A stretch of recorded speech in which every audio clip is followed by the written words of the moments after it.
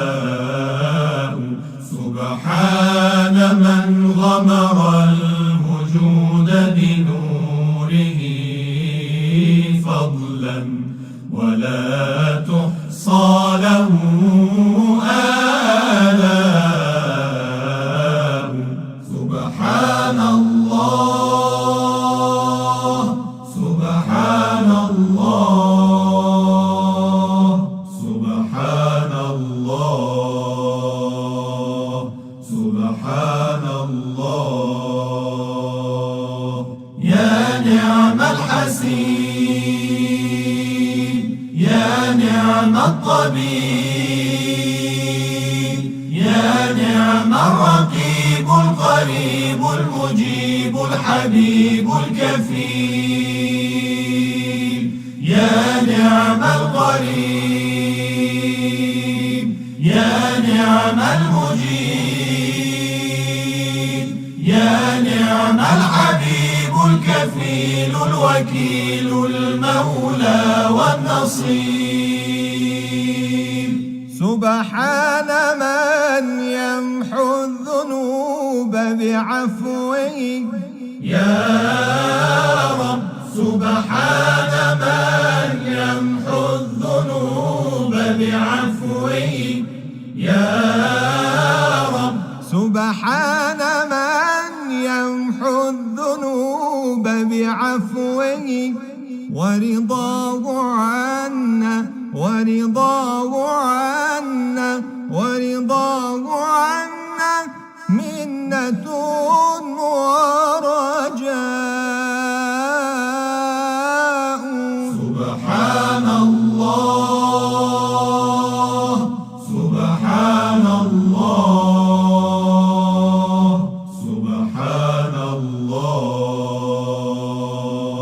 سبحان الله سبحان من يقضي وسوط قضائه بالحق سبحان الله سبحان من يقضي وسوط قضائه بالحق لا يعلو عليه قضاء سبحان الله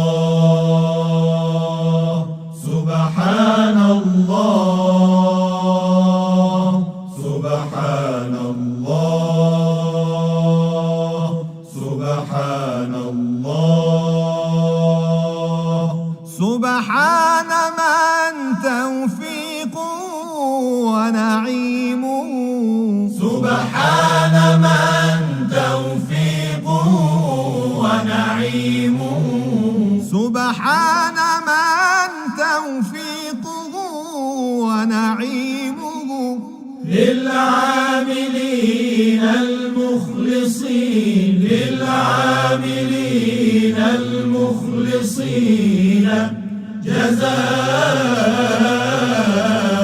جزاء سبحان الله سبحان الله سبحان الله سبحان الله سبحانه رب رحيم عادل سبحانه رب رحيم عادل نرضى بما يرضى لنا نرضى بما يرضى لنا نرضى بما يرضى لنا نرضى بما يرضى لنا نرضى بما يرضى لنا ويشاء سبحان الله سبحان الله سبحان الله سبحان الله سبحان الله سبحانك رب سبحانك سبحانك ما أعظم شانك سبحانك ربي سبحانك سبحانك ما أعظم شانك ندعوك ونرجو غفرانك ندعوك ونرجو غفرانك ربي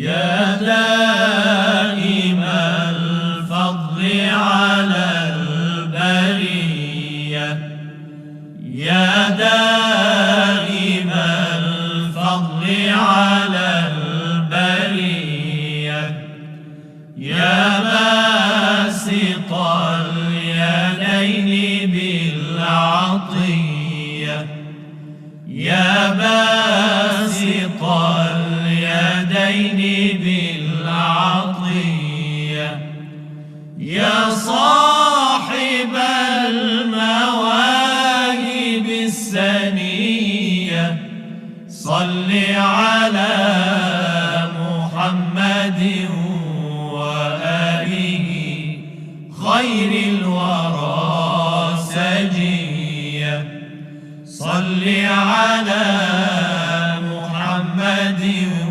وآله خير الورى سجية واغفر لنا يا ذا العلا في هذه العشية واغفر لنا يا ذا العلا في هذه العشية واغفر لنا يا ذا العلا في هذه العشية واغفر لنا يا ذا العلا في هذه العشية واغفر لنا يا ذا العلا في هذه العشية يا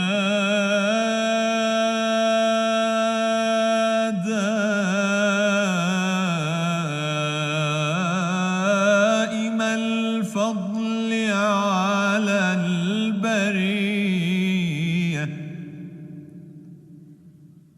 يا باسط اليدين الله أكبر ولله الحمد بسم الله الرحمن الرحيم إنا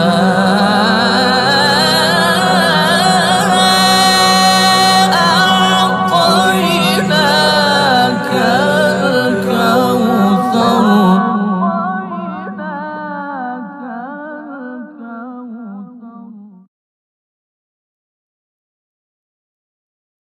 أعوذ بالله من الشيطان الرجيم بسم الله الرحمن الرحيم وما أنزلنا على قومه من بعده من جند من السماء وما كنا منزلين إن كانت إلا صيحة واحدة فإذا هم خامدون يا حسرة على العباد ما يأتيهم من رسول إلا كانوا به يستهزئون ألم يروا كم أهلكنا قبلهم من القرون أنهم إليهم لا يرجعون وإن كل لما جميع لدينا محضرون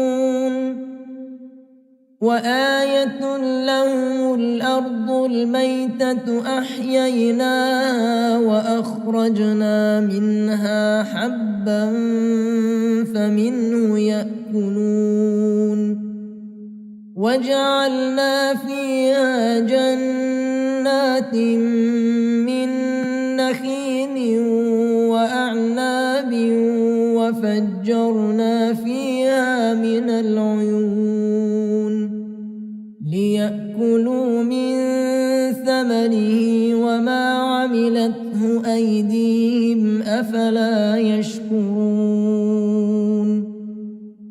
سبحان الذي خلق الأزواج كلها مما تنبت الأرض ومن أنفسهم ومما لا يعلمون وآية لهم الليل نسلخ منه النهار فإذا هم مظلمون والشمس تجري لمستقر لها ذلك تقدير العزيز العليم والقمر قدرناه منازل حتى عاد كالعرجون القديم لا الشمس ينبغي لها أن تدرك القمر ولا الليل سابق النهار وكل في فلك يسبحون وآية لهم أنا حملنا ذريتهم في الفلك المشحون وخلقنا لهم من مثله ما يركبون وإن نشأ نغرقهم فلا صريخ لهم ولا هم ينقذون إلا رحمة منا ومتاعا إلى حين وإذا قيل لهم اتقوا ما بين أيديكم وما خلفكم لعلكم ترحمون وما تأتيهم من آية من آيات ربهم إلا كانوا عنها معرضين وإذا قيل لهم أنفقوا مما رزقكم الله قال الذين كفروا للذين آمنوا أنطعم من لو يشاء الله أطعمه إن أنتم إلا في ضلال مبين ويقولون متى هذا الوعد إن كنتم صادقين ما ينظرون إلا صيحة واحدة تأخذهم وهم يخصمون فلا يستطيعون توصية ولا إلى أهلهم يرجعون ونفخ في الصور فإذا هم من الأجداث إلى ربهم ينسلون قالوا يا ويلنا من بعثنا من مرقدنا هذا ما وعد الرحمن وصدق المرسلون إن كانت إلا صيحة واحدة فإذا هم جميع لدينا محضرون فاليوم لا تظلم نفس شيئا ولا تجزون إلا ما كنتم تعملون إن أصحاب الجنة اليوم في شغل فاكهون هم وأزواجهم في ظلال على الأرائك متكئون لهم فيها فاكهة ولهم ما يدعون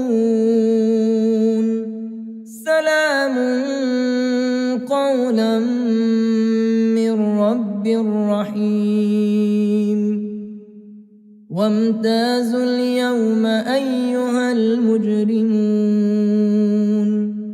ألم أعهد إليكم يا بني آدم ألا تعبدوا الشيطان إنه لكم عدو مبين وأن اعبدوني هذا صراط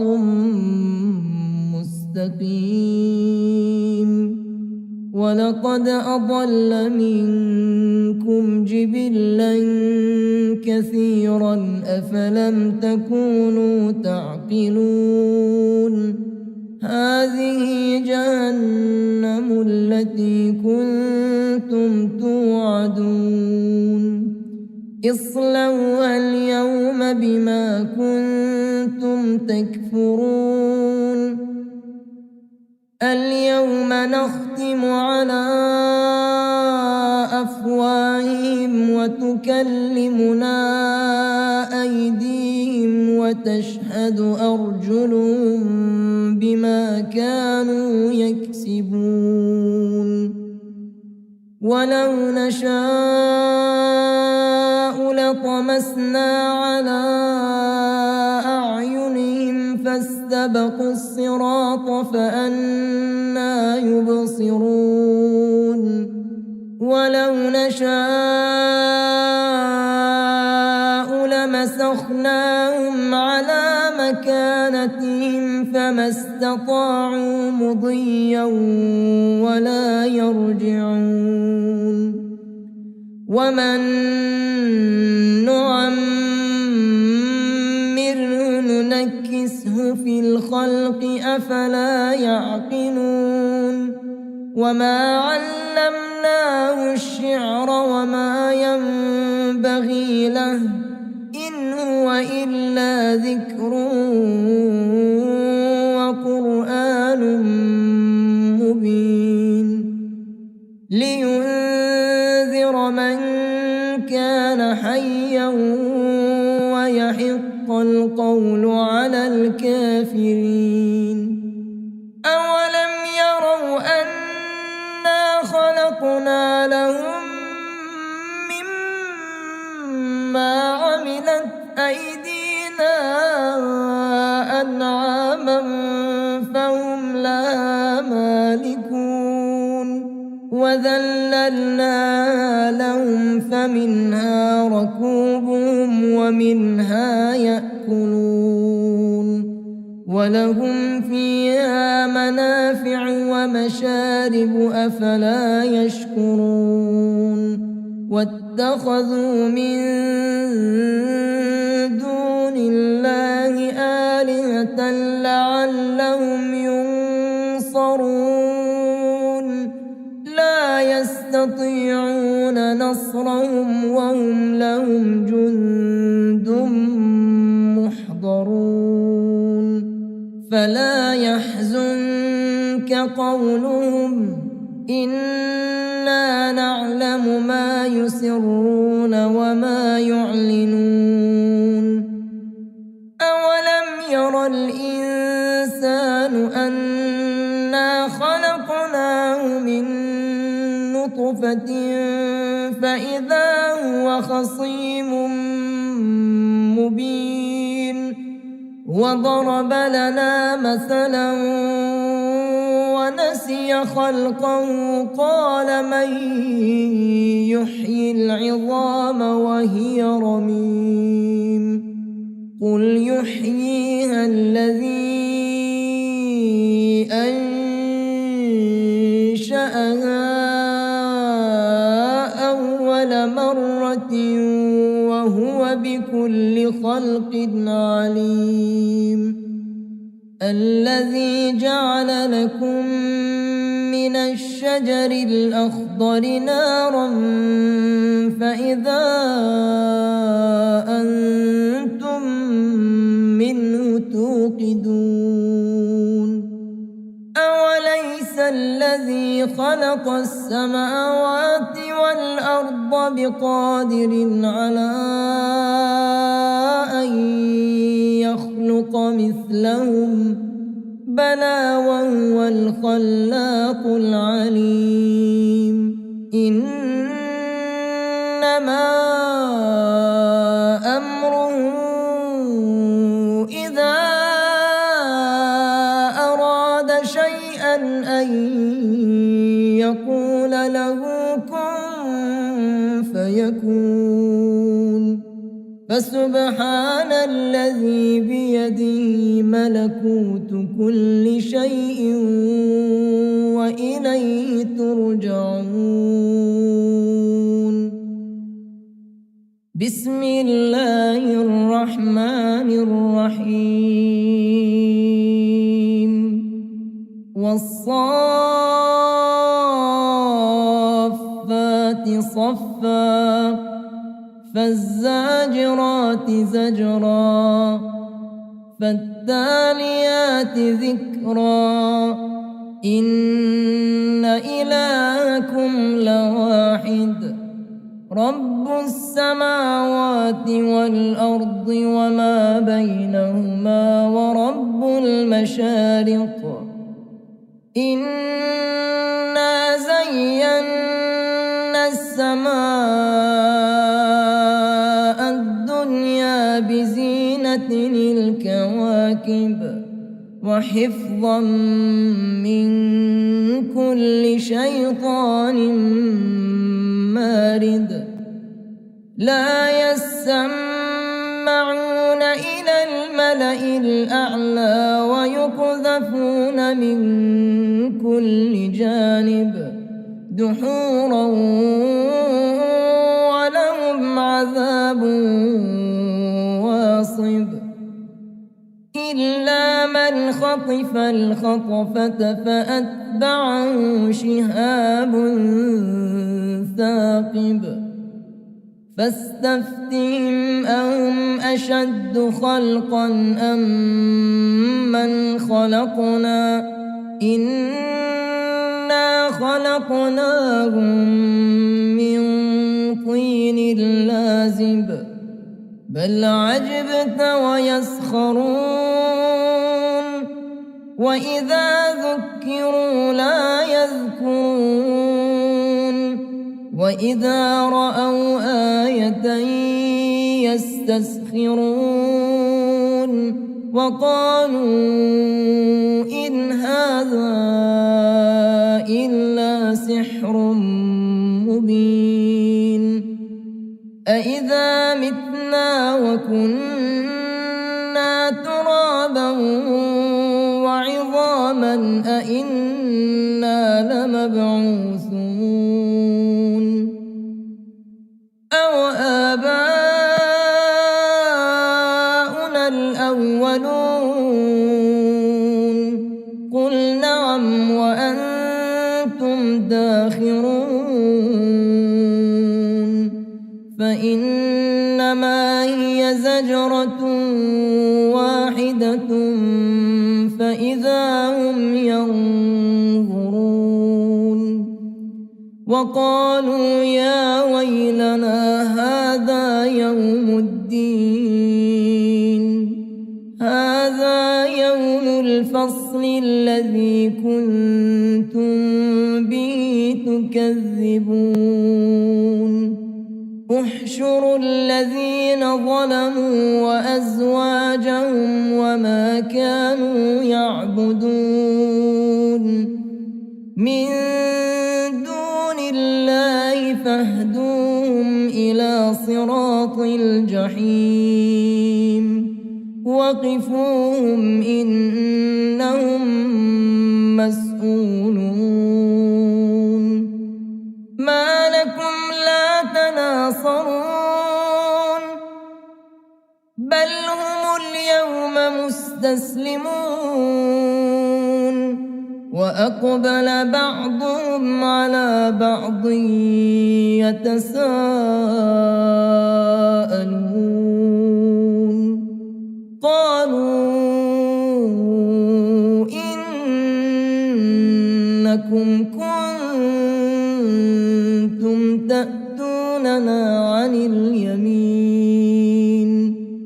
قالوا بل لم تكونوا مؤمنين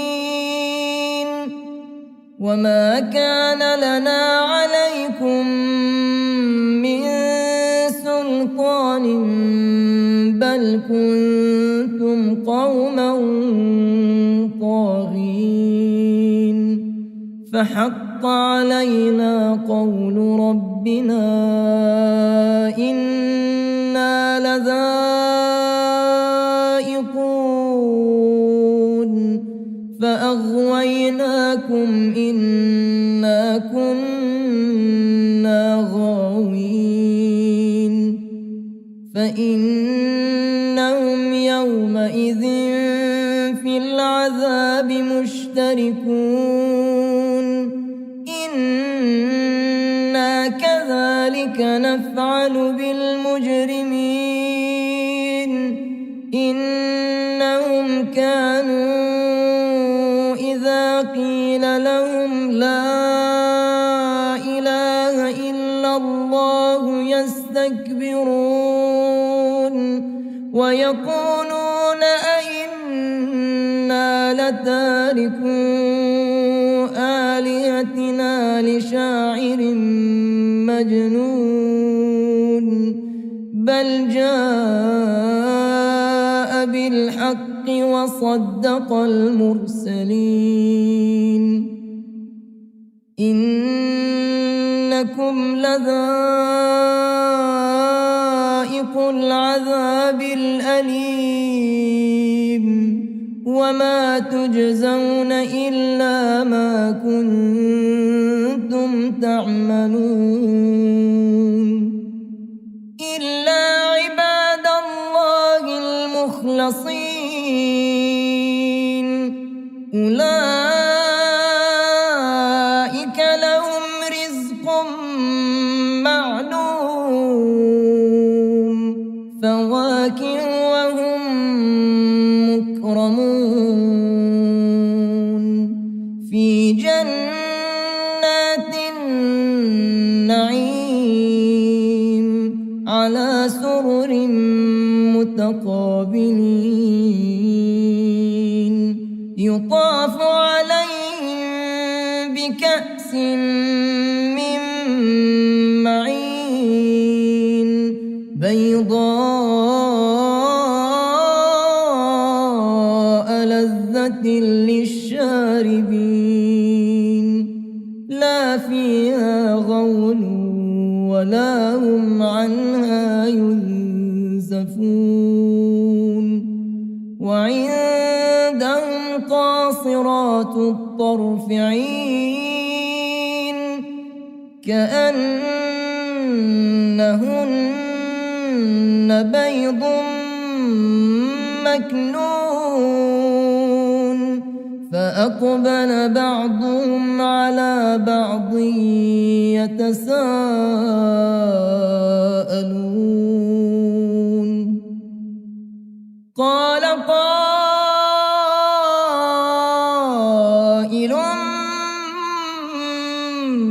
منهم إني كان لي قرين يقول أئنك لمن المصدقين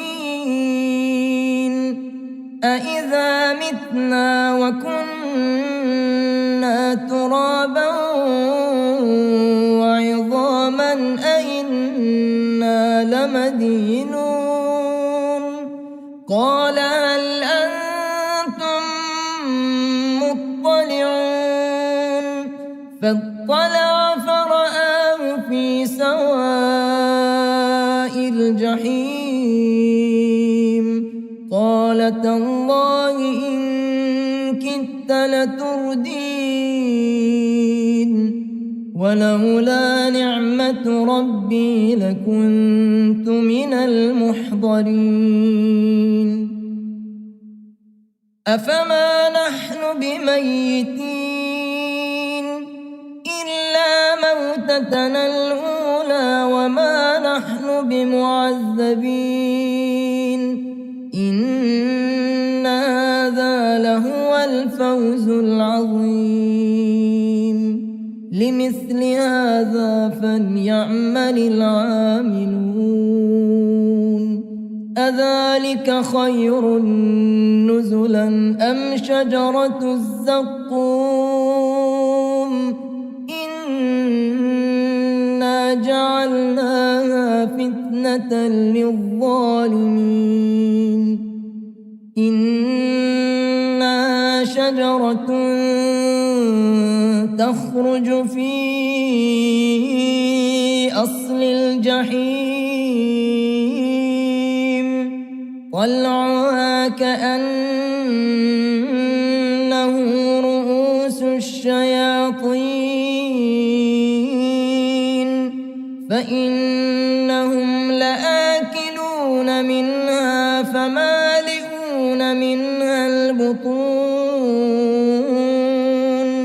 ثم إن لهم عليها لشوبا من حميم ثم إن مرجعهم لإلى الجحيم إنهم ألفوا آباءهم ضالين فهم على آثارهم يهرعون ولقد ضل قبلهم أكثر الأولين ولقد أرسلنا فيهم منذرين فانظر كيف كان عاقبة المنذرين إلا عباد الله المخلصين ولقد نادانا نوح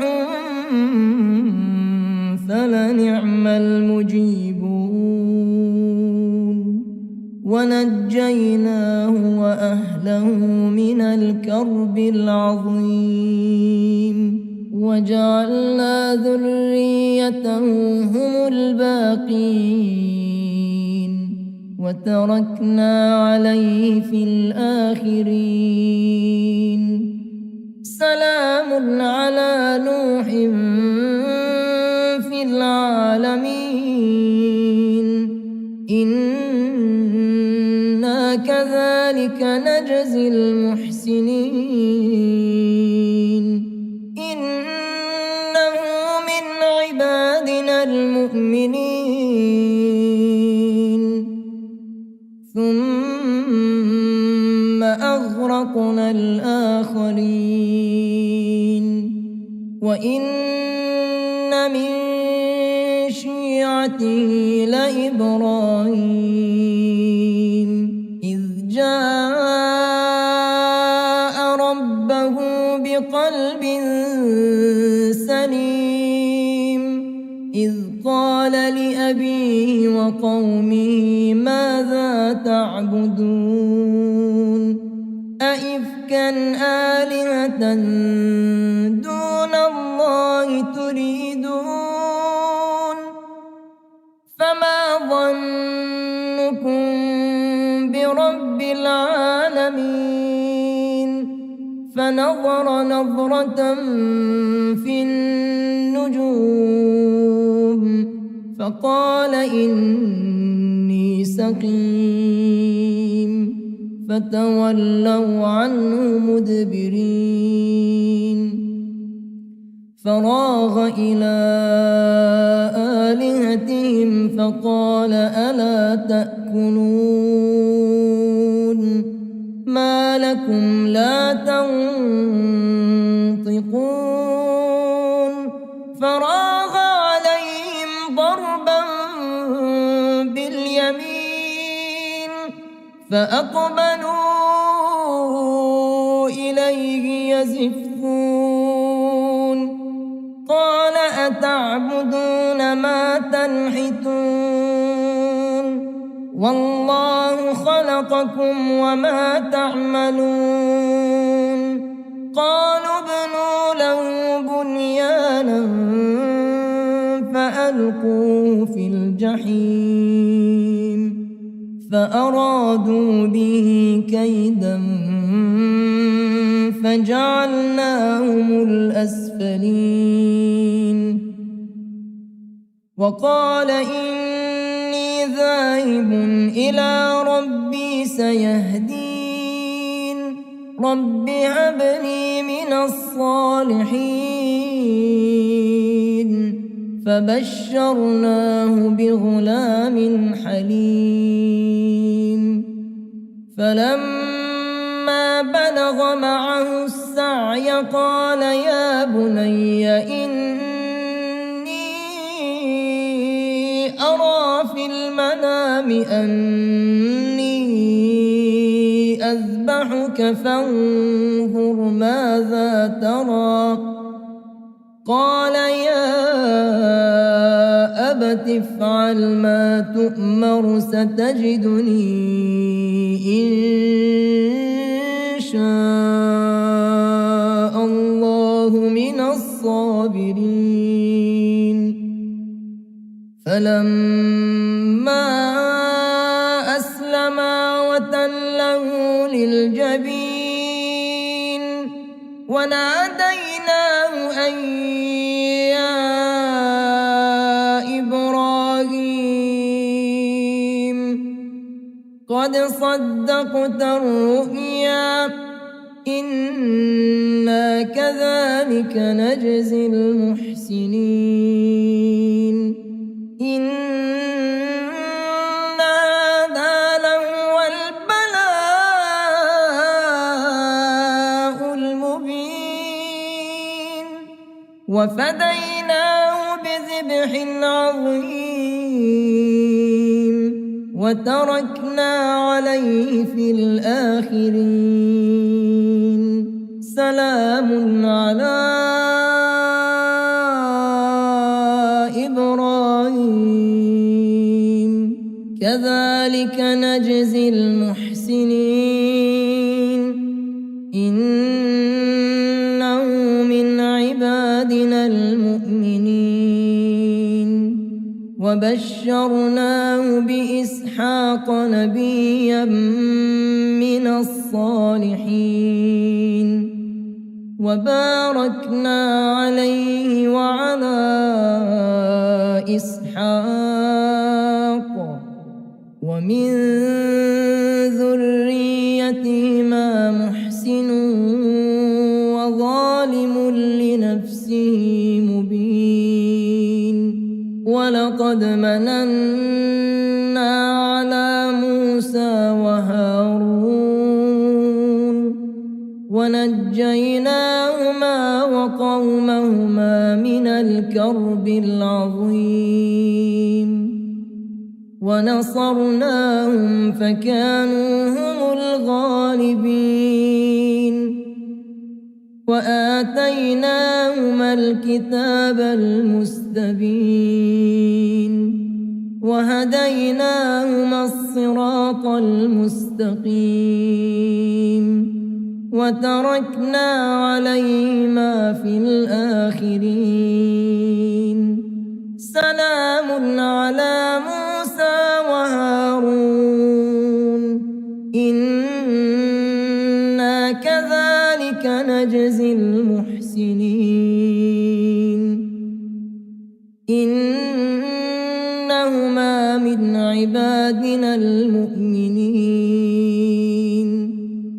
وإن إلياس لمن المرسلين إذ قال لقومه ألا تتقون أتدعون بعلا وتذرون أحسن الخالقين الله ربكم ورب آبائكم الأولين فكذبوه فإنهم لمحضرون إلا عباد الله المخلصين وتركنا عليه في الآخرين سلام على الياسين إنا كذلك نجزي المحسنين إنه من عبادنا المؤمنين وإن لوطا لمن المرسلين إذ نجيناه وأهله أجمعين إلا عجوزا في الغابرين ثم دمرنا الآخرين وإنكم لتمرون عليهم مصبحين وبالليل أفلا تعقلون وإن يونس لمن المرسلين إذ أبق إلى الفلك المشحون فساهم فكان من المدحضين فالتقمه الحوت وهو مليم فلولا أنه كان من المسبحين للبث في بطنه إلى يوم يبعثون فنبذناه بالعراء وهو سقيم وأنبتنا عليه شجرة من يقطين وأرسلناه إلى 100,000 أو يزيدون فآمنوا فمتعناهم إلى حين فاستفتهم ألربك البنات ولهم البنون أم خلقنا الملائكة إناثا وهم شاهدون ألا إنهم من إفكهم ليقولون ولد الله وإنهم لكاذبون أصطفى البنات على البنين ما لكم كيف تحكمون أفلا تذكرون أم لكم سلطان مبين فأتوا بكتابكم إن كنتم صادقين وجعلوا بينه وبين الجنة نسبا ولقد علمت الجنة إنهم لمحضرون سبحان الله عما يصفون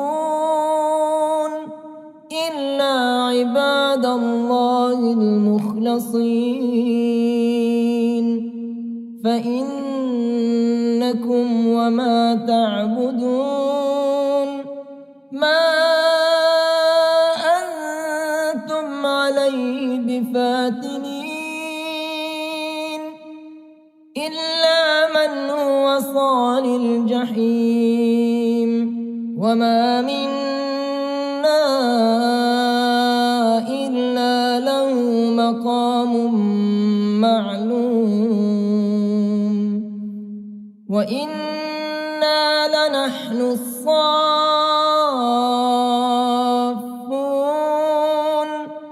وإنا لنحن المسبحون وإن كانوا ليقولون لو أن عندنا ذكرا من الأولين لكنا عباد الله المخلصين فكفروا به فسوف يعلمون ولقد سبقت كلمتنا لعبادنا المرسلين إنهم لهم المنصورون وإن جندنا لهم الغالبون فتول عنهم حتى حين وأبصرهم فسوف يبصرون أفبعذابنا يستعجلون فإذا نزل بساحتهم فساء صباح المنذرين وتول عنهم حتى حين وأبصر فسوف يبصرون سبحان ربك رب العزة عما يصفون وسلام على المرسلين والحمد لله رب العالمين بسم الله الرحمن الرحيم صاد والقرآن ذي الذكر بل الذين كفروا في عزة وشقاق كم أهلكنا من قبلهم من قرن فنادوا ولا تحين مناص وعجبوا أن جاءهم منذر منهم وقال الكافرون هذا ساحر كذاب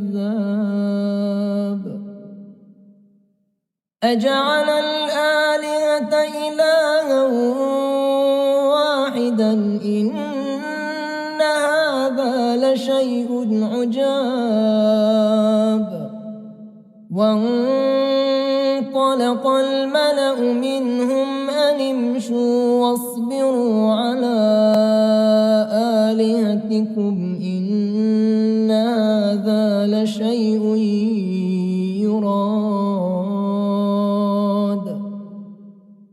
ما سمعنا بهذا في الملة الآخرة إن هذا إلا اختلاق أأنزل عليه الذكر من بيننا بل هم في شك من ذكري بل لما يذوقوا عذاب أم عندهم خزائن رحمة ربك العزيز الوهاب أم لهم ملك السماوات والأرض وما بينهما فليرتقوا في الأسباب جند ما هنالك مهزوم من الأحزاب كذبت قبلهم قوم نوح وعاد وفرعون ذو الأوتاد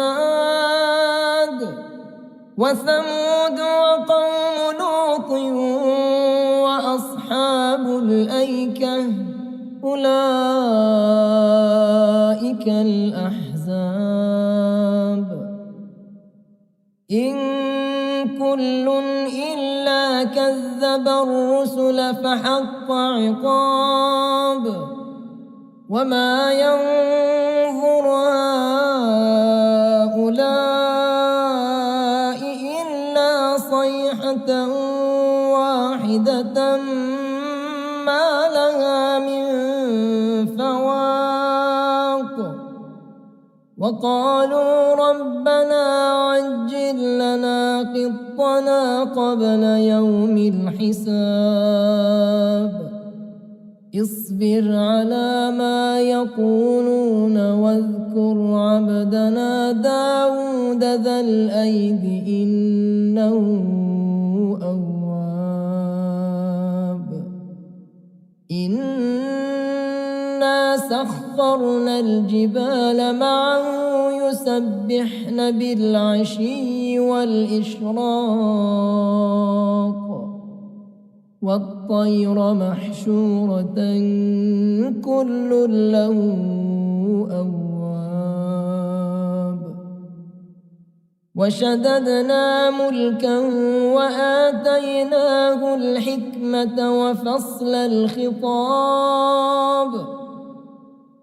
وهل أتاك نبأ الخصم إذ تسوروا المحراب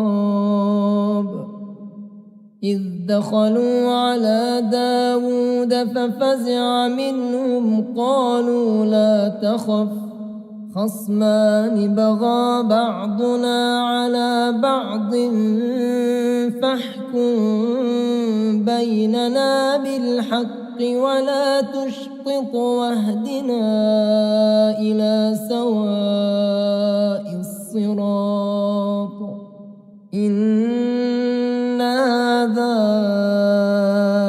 أخي له 99 نعجة ولي نعجة واحدة فقال أكفلنيها وعزني في الخطاب قال لقد ظلمك بسؤال نعجتك إلى نعاجه وإن كثيرا من الخلطاء ليبغي بعضهم على بعض إلا الذين آمنوا وعملوا الصالحات وقليل ما هم وظن داود أنما فتناه فاستغفر ربه وخر راكعا وأناب فغفرنا له ذلك وإن له عندنا لزلفى وحسن مآب يا داود إنا جعلناك خليفة في الأرض فاحكم بين الناس بالحق ولا تتبع الهوى فيضلك عن سبيل الله إن الذين يضلون عن سبيل الله لهم عذاب شديد بما نسوا يوم الحساب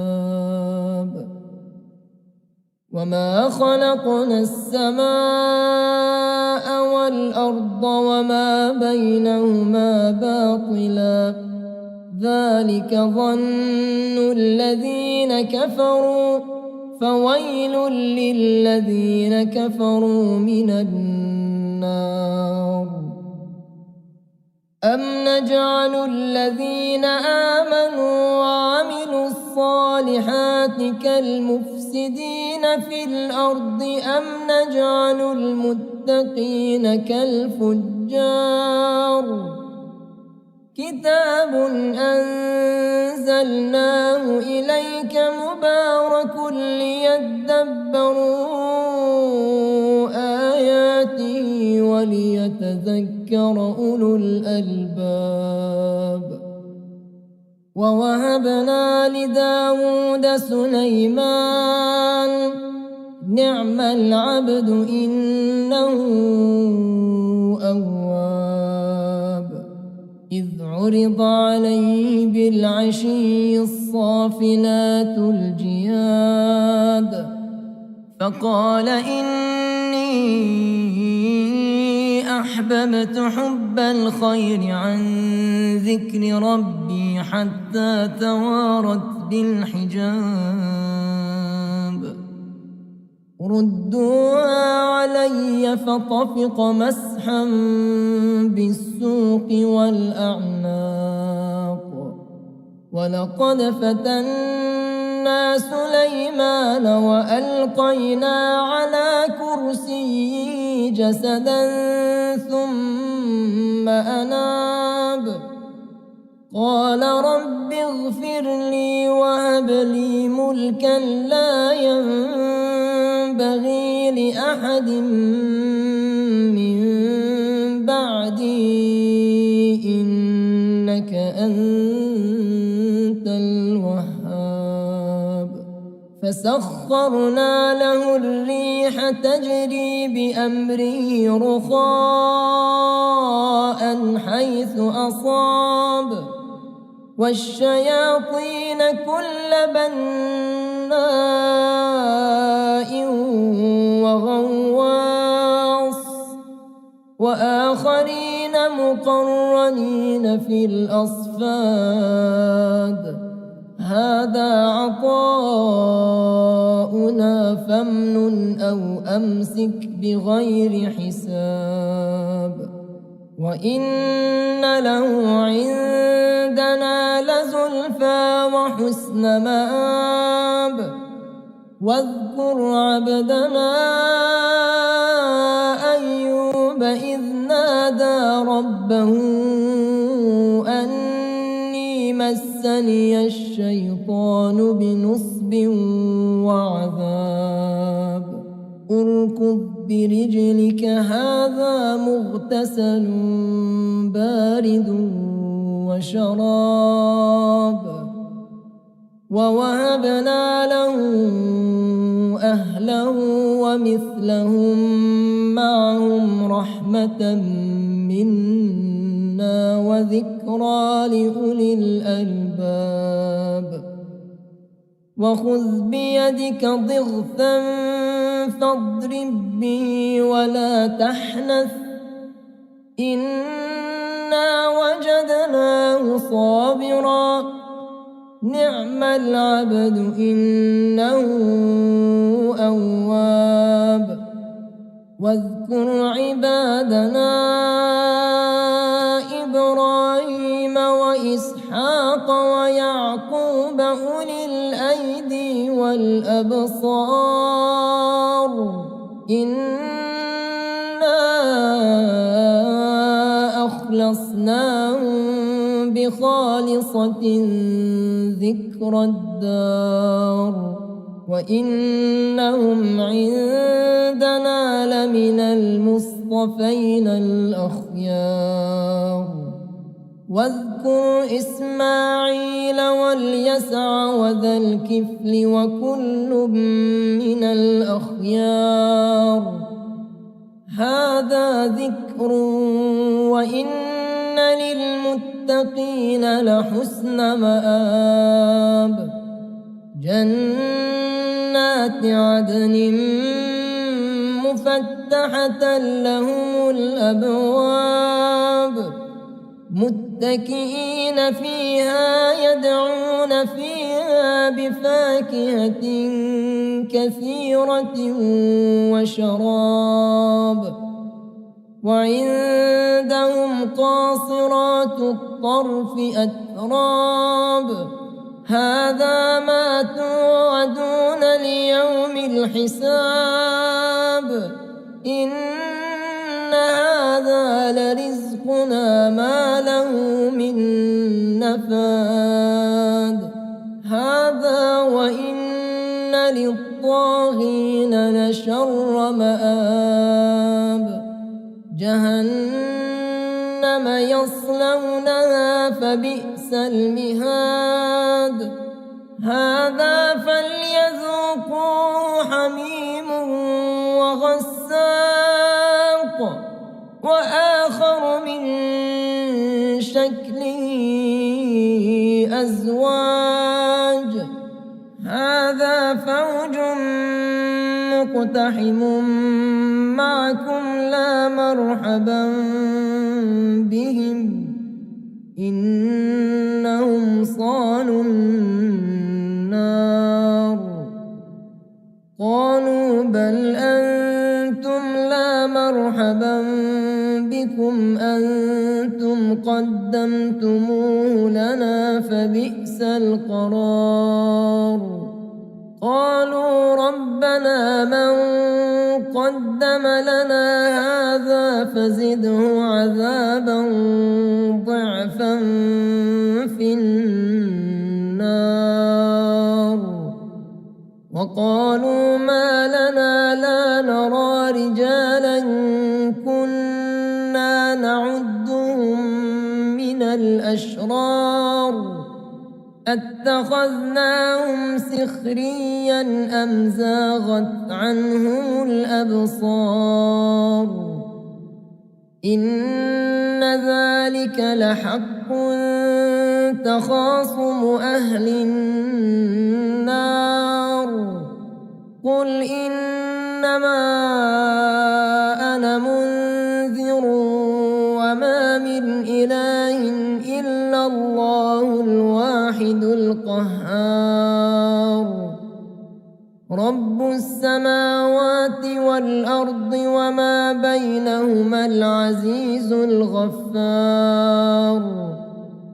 قل هو نبأ عظيم أنتم عنه معرضون ما كان لي من علم بالملأ الأعلى إذ يختصمون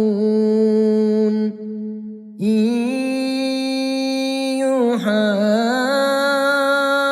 إلي إلا أنما أنا نذير مبين إذ قال ربك للملائكة إني خالق بشرا من طين فإذا سويته ونفخت فيه من روحي فقعوا له ساجدين فسجد الملائكة كلهم أجمعون إلا إبليس استكبر وكان من الكافرين قال يا إبليس ما منعك أن تسجد لما خلقت بيدي أستكبرت أم كنت من العالين قال أنا خير منه خلقتني من نار وخلقته من طين قال فاخرج منها فإنك رجيم وإن عليك لعنتي إلى يوم الدين قال رب فأنظرني يبعثون قال فإنك من المنظرين إلى يوم الوقت المعلوم قال فبعزتك لأغوينهم أجمعين إلا عبادك منهم المخلصين قال فالحق والحق أقول لأملأن جهنم منك وممن تبعك منهم أجمعين قل ما أسألكم عليه من أجر وما أنا من المتكلفين إن هو إلا ذكر للعالمين ولتعلمن نبأه بعد حين بسم الله الرحمن الرحيم تنزيل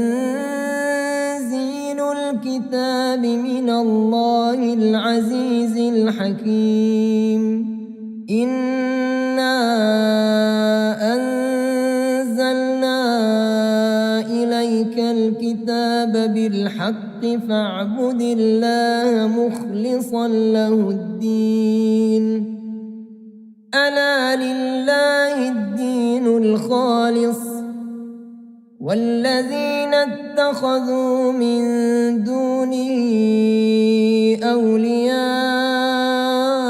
ما نعبدهم إلا ليقربونا إلى الله زلفى إن الله يحكم بينهم فيما هم فيه يختلفون إن الله لا يهدي من هو كاذب كفار لو أراد الله أن يتخذ ولدا لاصطفى مما يخلق ما يشاء سبحانه والله الواحد القهار خلق السماوات والأرض بالحق يكور الليل على النهار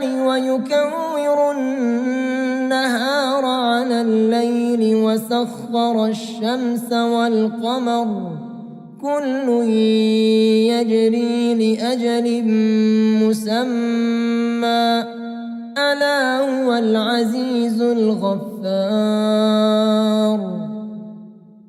خلقكم من نفس واحدة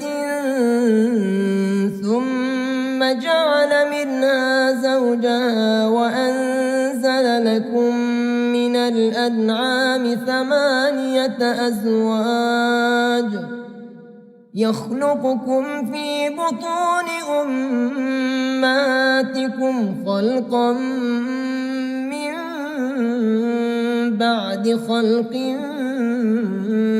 في ظلمات 3 ذلكم الله ربكم له الملك لا إله إلا هو فأنى تصرفون إن تكفروا فإن الله غني عنكم ولا يرضى لعباده الكفر وإن تشكروا يرضه لكم ولا تزر وازرة وزر أخرى ثم إلى ربكم مرجعكم فينبئكم بما كنتم تعملون إنه عليم بذات الصدور وإذا مس الإنسان ضر دعا ربه منيبا إليه ثم إذا خوله نعمة منه نسي ما كان يدعو إليه من قبل وجعل لله أندادا ليضل عن سبيله قل تمتع بكفرك قليلا إنك من أصحاب النار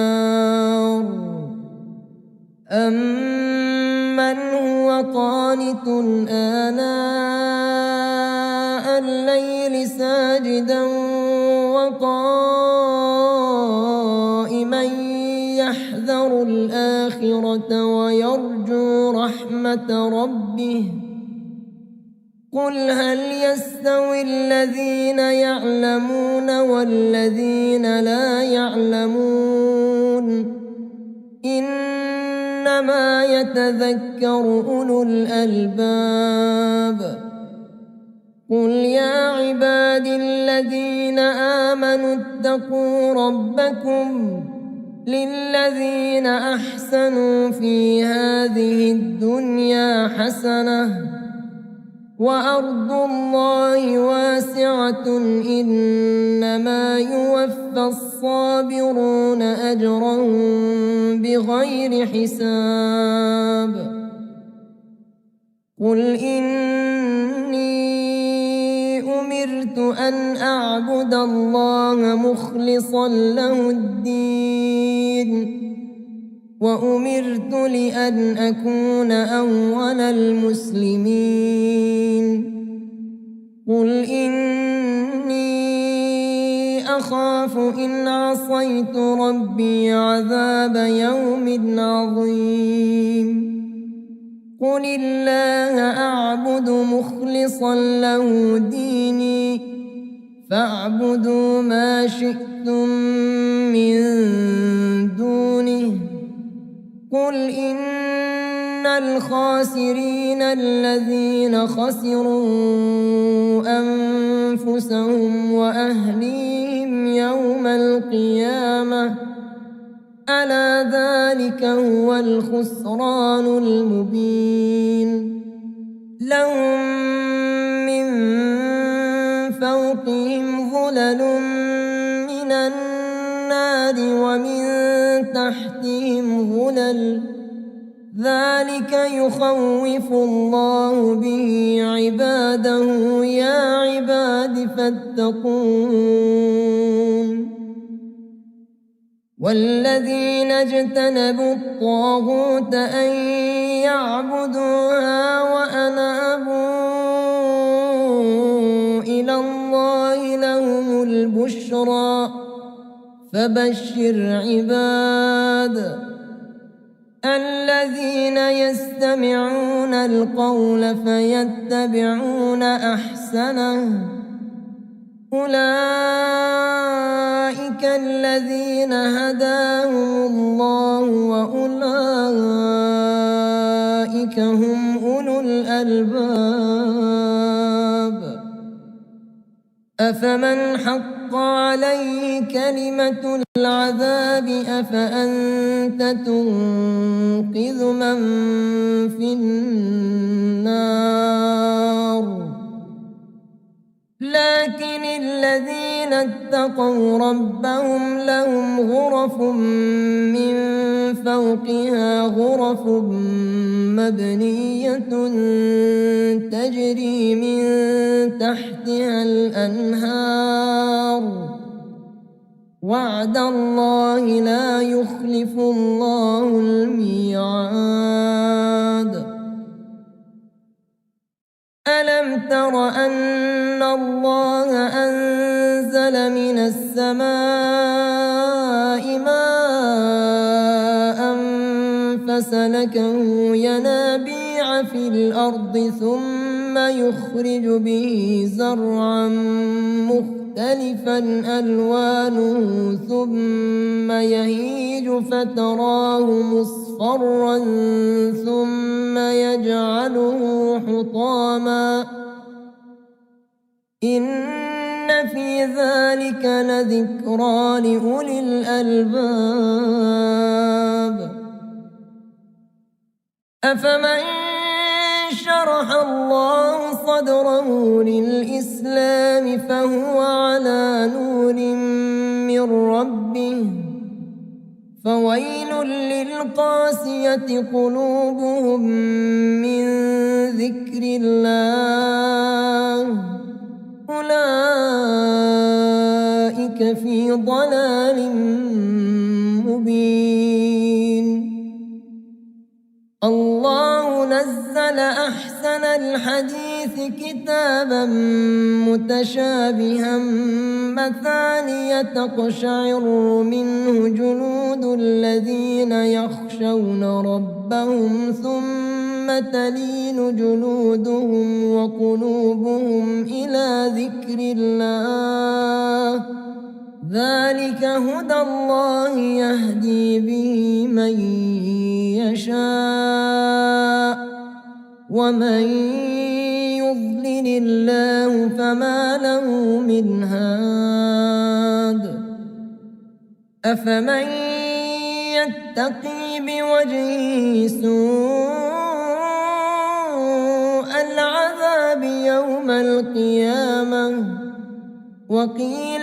للظالمين ذوقوا ما كنتم تكسبون كذب الذين من قبلهم فأتاهم العذاب من حيث لا يشعرون فأذاقهم الله الخزي في الحياة الدنيا ولعذاب الآخرة أكبر لو كانوا يعلمون ولقد ضربنا للناس في هذا القرآن من كل مثل لعلهم يتذكرون قرآنا عربيا غير ذي عوج لعلهم يتقون ضرب الله مثلا رجلا فيه شركاء متشاكسون ورجلا سلما لرجل هل يستويان مثلا الحمد لله بل أكثرهم لا يعلمون إنك ميت وإنهم ميتون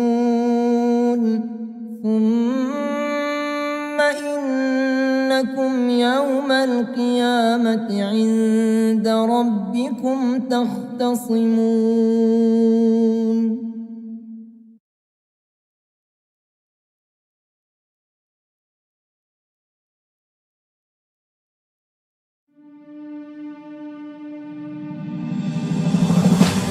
علي يا عظيم يا علي يا عظيم يا غفور يا رحيم بين بسرت ذکر حیدر آیه فاما الیتیم بین بسرت ذکر حیدر آیه فاما الیتیم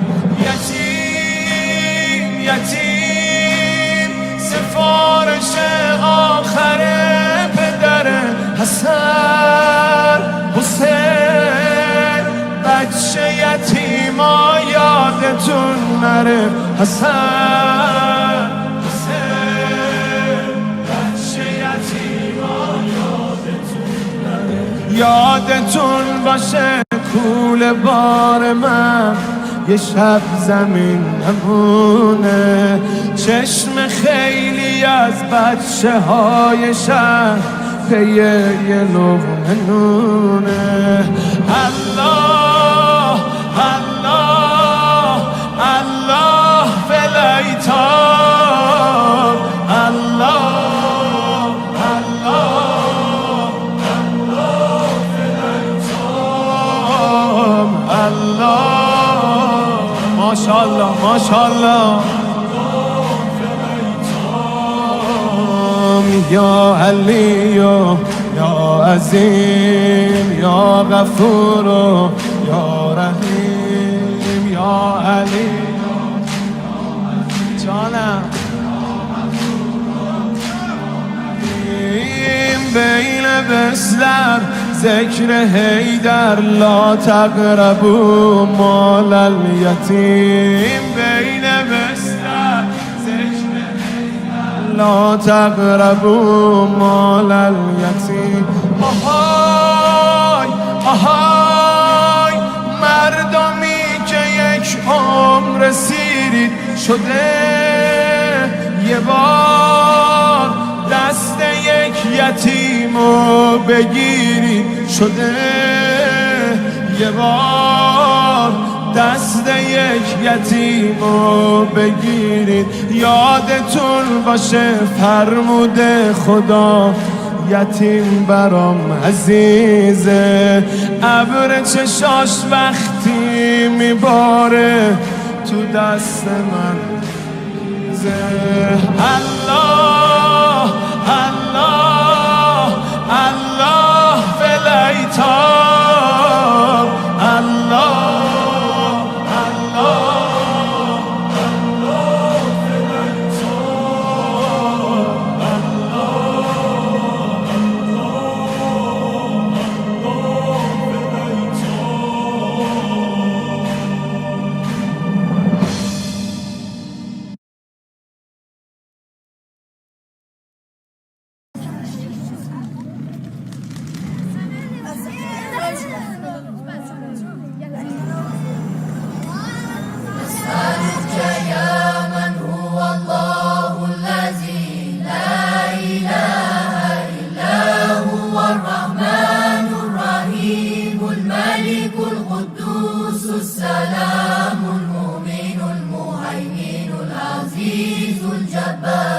المتكبر الخالق البارئ المصور الغفار القهار الوهاب الرزاق الفتاح العليم القابض الباسط الخافض الرافع المعز المذل السميع البصير الحكم العدل اللطيف الخبير الحليم العظيم الغفور الشكور العلي الكبير الحفيظ المغيث الحسيب الجليل الكريم الرقيب المجيب الواسع الحكيم الودود المجيد الباعث الشهيد الحق الوكيل القوي المتين الولي الحميد المحسن المبدع المعيد المحيي المميت الحي القيوم الواجد الماجد الواحد الصمد القادر المقتدر المقدم المؤخر الأول الآخر الظاهر الباطن الوالي المتعالي البر التواب المنتقم العفو الرؤوف المالك الملك ذو الجلال والإكرام المقسط الجامع الغني المغني المانع الضار نافع النور الهادي البديع الباقي الوارث الرشيد الصبور الذي ليس كمثله شيء وهو السميع البصير. اللهم صل أفضل صلاة على أسعد مخلوقاتك سيدنا محمد وعلى آله وصحبه وسلم عدد معلوماتك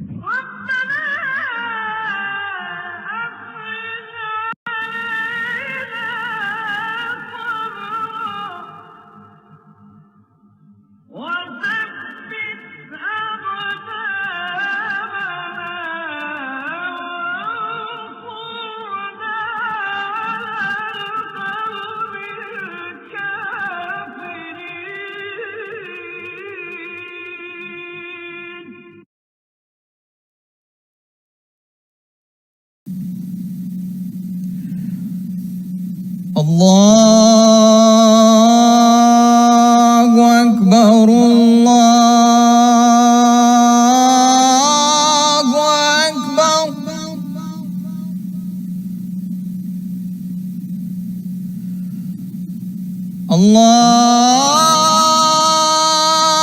الله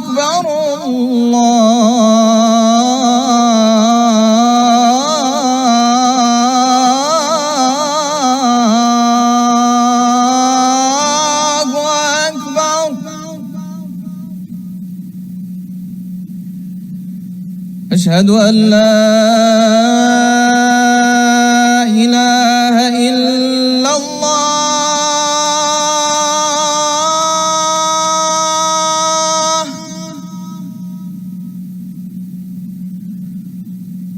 أشهد أن لا إله إلا الله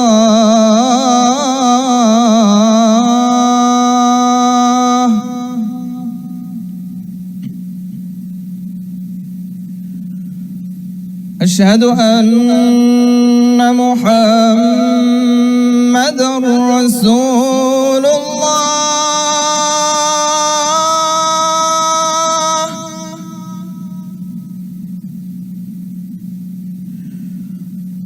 أشهد أن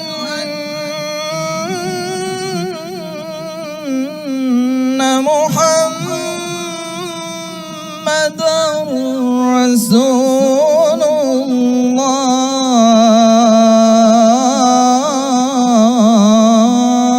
الله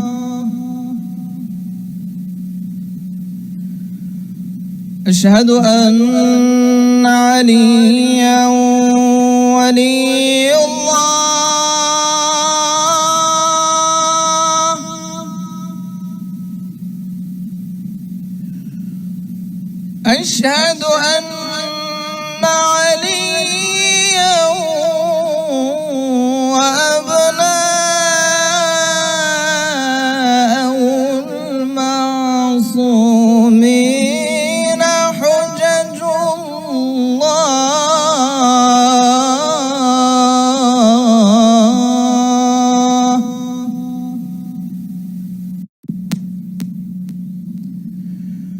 حي على الصلاة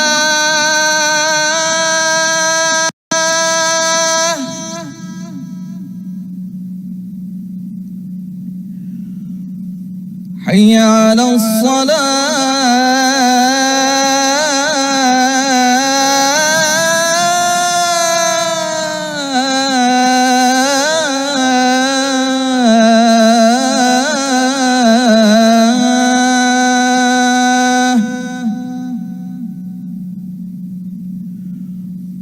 حي على الفلاح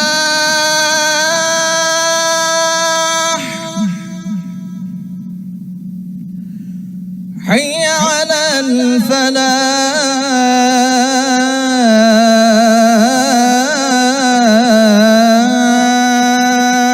الفلاح حي على خير العمل حي على خير العمل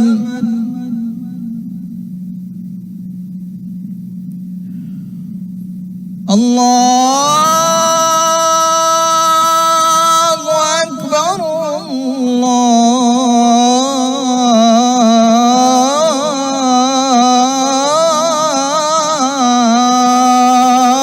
الله أكبر لا إله إلا الله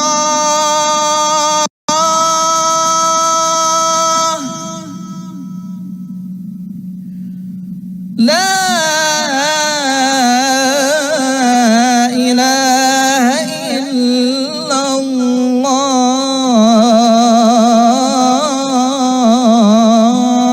الله وصلى الله على سيدنا محمد وآله الطاهرين الله أكبر الله أكبر سبحان الله سبحان الله سبحان الله سبحان ربي العظيم وبحمده رب صل على محمد وآل محمد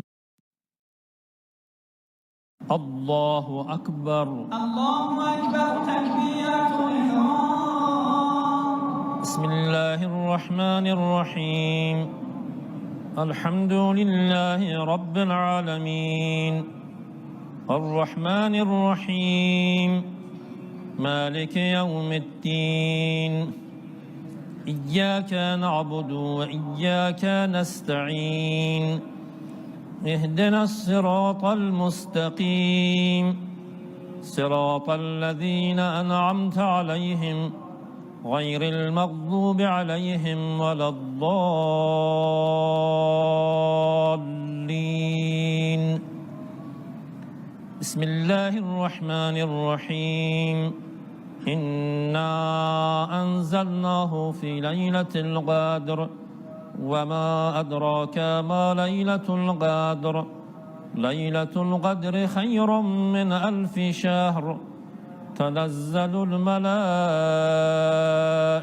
والروح فيها بإذن ربهم من كل أمر سلام هي حتى مطلع الفجر الله أكبر الله أكبر سبحان الله سبحان الله سبحان الله سبحان ربي العظيم وبحمده رب صل على محمد وآل محمد سمع سمع الله لمن الله أكبر الله أكبر سبحان ربي الأعلى وبحمده اللهم صل على محمد وآل محمد الله أكبر الله أكبر الله أكبر الله أكبر سبحان ربي الأعلى وبحمده اللهم صل على محمد وآل محمد الله أكبر بحول الله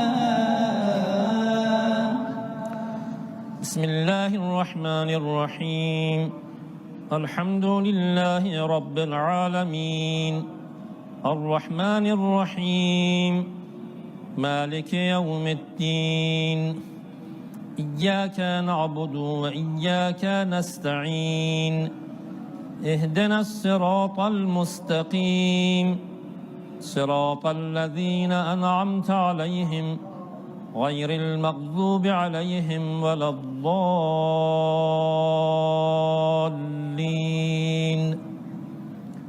بسم الله الرحمن الرحيم قل هو الله أحد الله الصمد لم يلد ولم يولد ولم يكن له كفوا أحد الله أكبر لا إله إلا اللهم صل على الله. محمد وآل محمد وعجل فرجهم اللهم كن لوليك الحجة ابن الحسن صلواتك عليه وعلى آبائه في هذه الساعة وفي كل ساعة وليا وحافظا وقائدا وناصرا ودليلا وعينا حتى تسكنه أرضك طوعا وتمتعه فيها طويلا الله أكبر الله أكبر سبحان سبحان الله. الله سبحان الله سبحان ربي العظيم وبحمده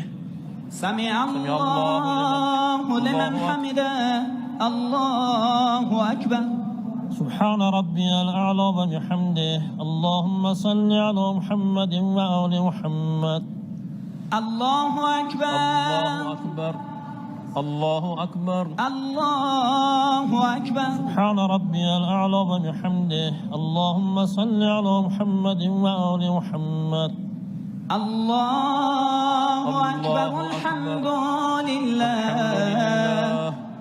أشهد أن لا إله إلا الله وحده لا شريك له وأشهد أن محمدا عبده ورسوله اللهم صل على محمد وآل محمد وتقبل شفاعته وارفع درجته بحول الله.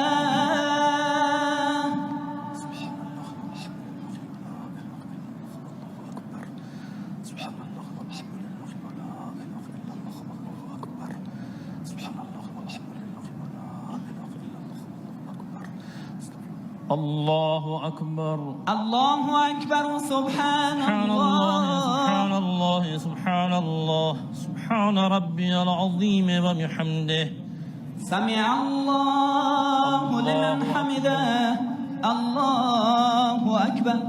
سبحان ربي الأعلى وبحمده اللهم صل على محمد وآل محمد الله أكبر. الله أكبر الله أكبر الله أكبر يا ولي العافية. اللهم صل على محمد وآل محمد يا واسع المغفرة اغفر لنا ولوالدينا ولجميع المؤمنين والمؤمنات الله أكبر. الحمد لله. أشهد أن لا إله إلا الله وحده لا شريك له وأشهد أن محمدا عبده ورسوله اللهم صل على محمد وآل محمد السلام عليك أيها النبي ورحمة الله وبركاته السلام علينا وعلى عباد الله الصالحين السلام عليكم ورحمة الله وبركاته. السلام عليكم ورحمة الله وبركاته.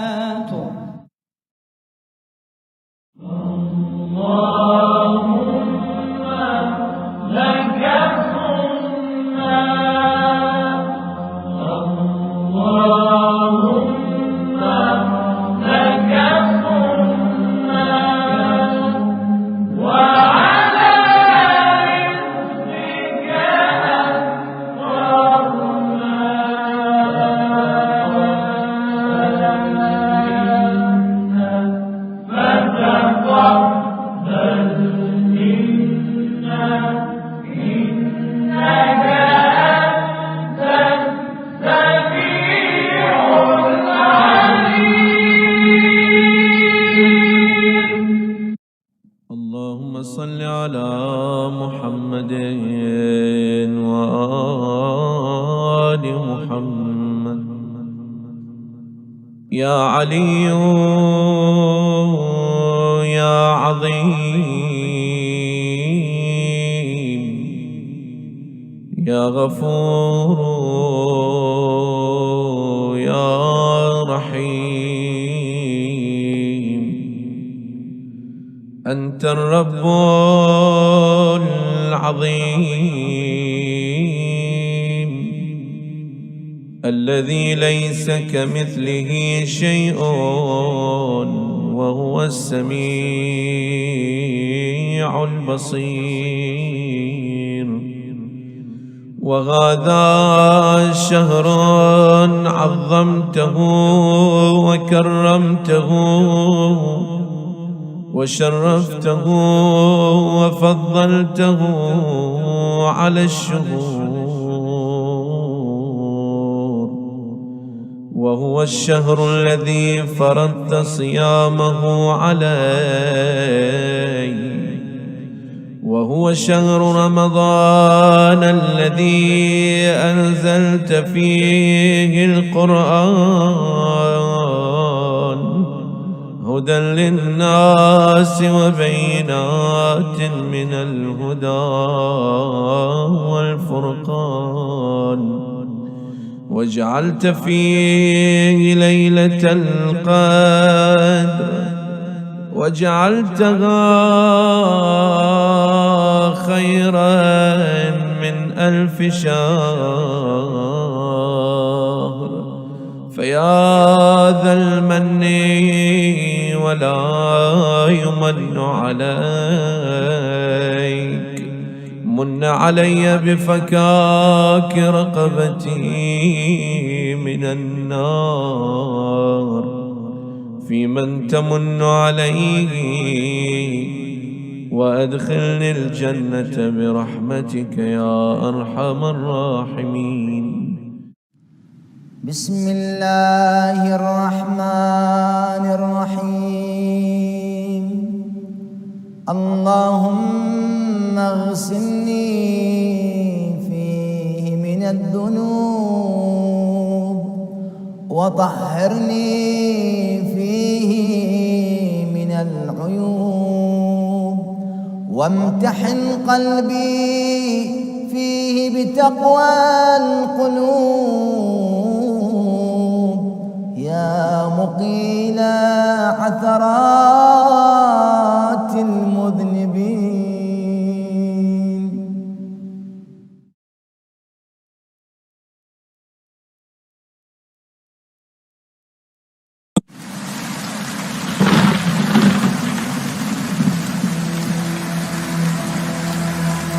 يا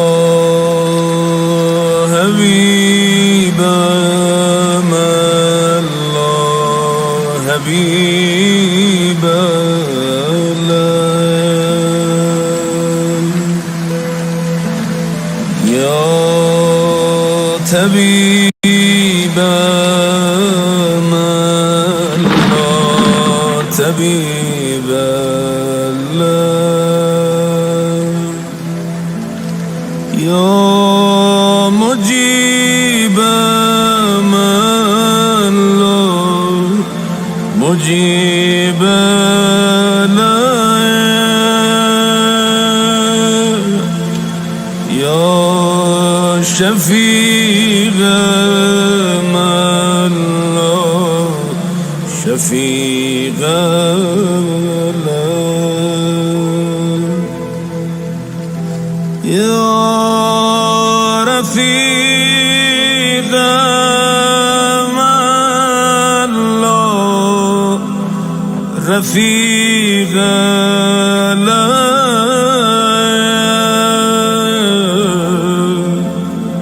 يا مغيث من لا مغيث له،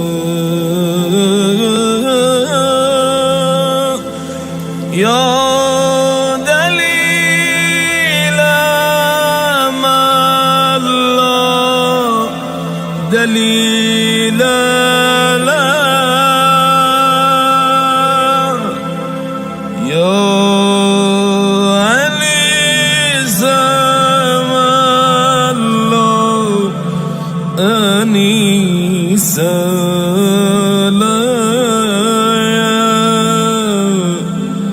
يا راهما ملا راهما لا يا صاحب مال صاحب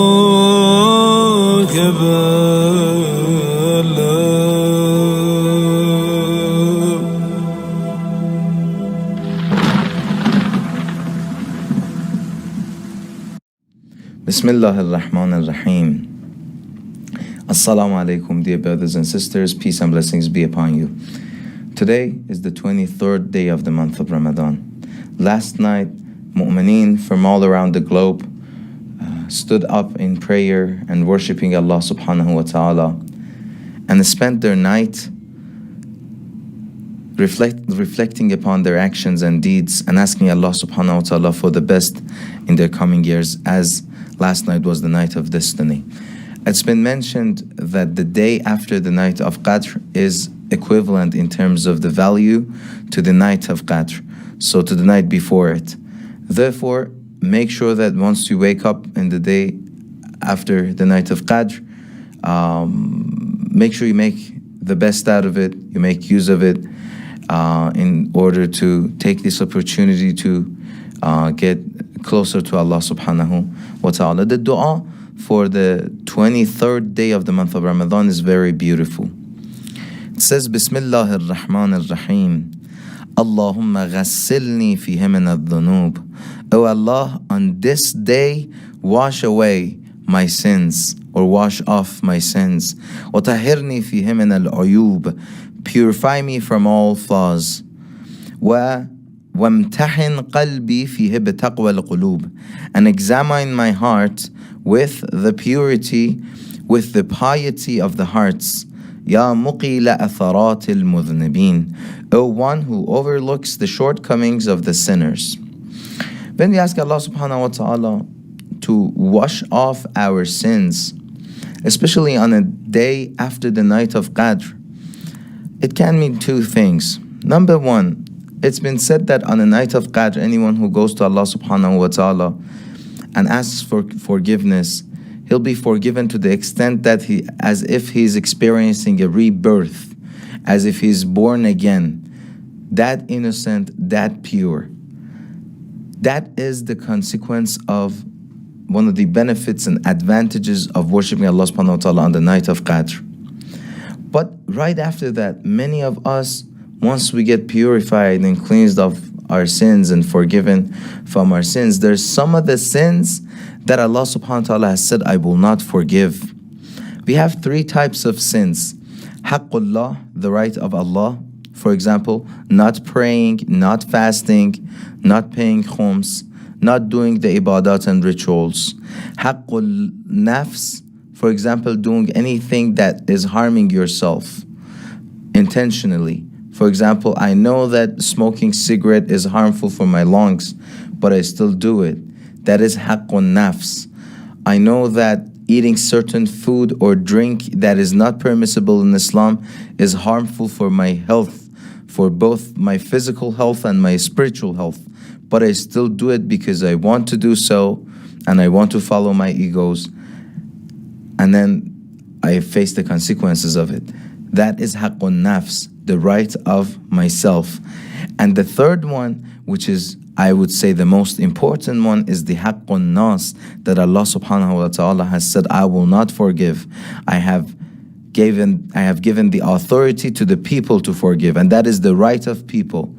If I backbite, if I steal someone's money, if I do certain things that involves other people than myself and Allah subhanahu wa ta'ala, then that is haqqun nas. Haqqun nas will not be forgiven. If we ask Allah subhanahu wa ta'ala, Allahumma ghassilni fihi min al-dhunub, not only we mean that, oh Allah, forgive those sins that are belonging to your right and our right, but also wash off the haqqun nas, meaning help us and give us assistance to be able to ask forgiveness from people, to be able to make up if we have harmed them, if we have hurt them. وَطَهِّرْنِي فِيهِ مِنَ الْعُيُوبِ, and purify me from all my flaws. One of the things that we should learn from practicing the rituals of the month of Ramadan, and especially going through the experience of the nights of Qadr, the nights of destiny, is that the Holy Prophet said a very beautiful hadith. He says, "Man maqata nafsahu duna maqtin nas, amanahu Allah min faza'i yawm al-azim." If someone focuses on his own flaws and tries to fix them and change himself, rather than focusing on the flaws of the others, Allah subhanahu wa ta'ala will safeguard him from the sorrow of the day of judgment. Why? Because someone who focuses on his flaws and tries to change them, they will get reformed, they will get spiritually elevated. That's the person who focuses on his own uyub and flaws. Some other people, they only focus on others' actions and deeds. They never set a time aside for their own actions to reflect upon what they have done in the past. وَامْتَحِنْ قَلْبِي فِيهِ بِتَقْوَى الْقُلُوبِ. Two things. What does imtahan mean? What does examine mean? You're working in a laboratory in your schools. You keep examining a material and until you get to a good result. Allah subhanahu wa ta'ala examines us in this life so that we get elevated to the level of taqwa, to the level of reaching to being God-fearing. In here, imtahan means testing, examining. So Allah subhanahu wa ta'ala, we ask Allah subhanahu wa ta'ala to make the result of the tests to be taqwa al-qulub, to be the piety of the hearts. وَامْتَحِنْ قَلْبِي فِيهِ بِتَقْوَى الْقُلُوبِ. Examine my heart to the extent that inshallah I will reach the status of having taqwa in my heart, the place for taqwa. Ya muqila atharat al-mudhnibin, O the one who overlooks the shortcomings of the sinners. برحمتك يا أرحم الراحمين. والسلام عليكم ورحمة الله وبركاته. بسم الله الرحمن الرحيم. اللهم إني أفتتح الثناء بحمدك، وأنت مسدد للصواب بمنك، وأيقنت أنك أنت أرحم الراحمين في موضع العفو والرحمة، وأشد المعاقبين في موضع النكال والنقمة، وأعظم المتجبرين في موضع الكبرياء والعظمة. اللهم أذنت لي في دعائك ومسألتك، فاسمع يا سميع مدحتي، وأجب يا رحيم دعوتي، وأغل يا غفور عثرتي.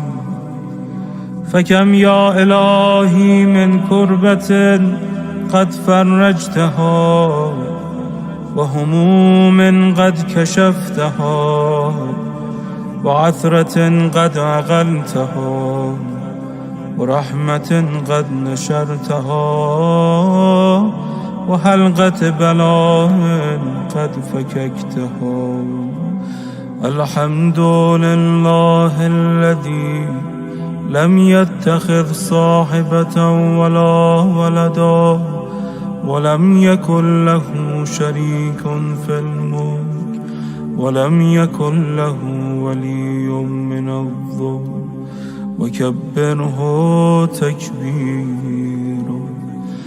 الحمد لله بجميع محامده كلها على جميع نعمه كلها. الحمد لله الذي لا مضاد له في ملكه ولا منازع له في أمره. الحمد لله الذي لا شريك له في خلقه ولا شبيه له في عظمته. الحمد لله الفاشي في الخلق أمره وحمده، الظاهر بالكرم مجده، الباسط بالجود يده، الذي لا تنقص خزائنه ولا تزيده كثرة العطاء إلا جودا وكرما، إنه هو العزيز الوهاب. اللهم إني أسألك قليلا من كثير مع حاجة بي إليه عظيمة، وغناك عنه قديم، وهو عندي كثير، وهو عليك سهل يسير.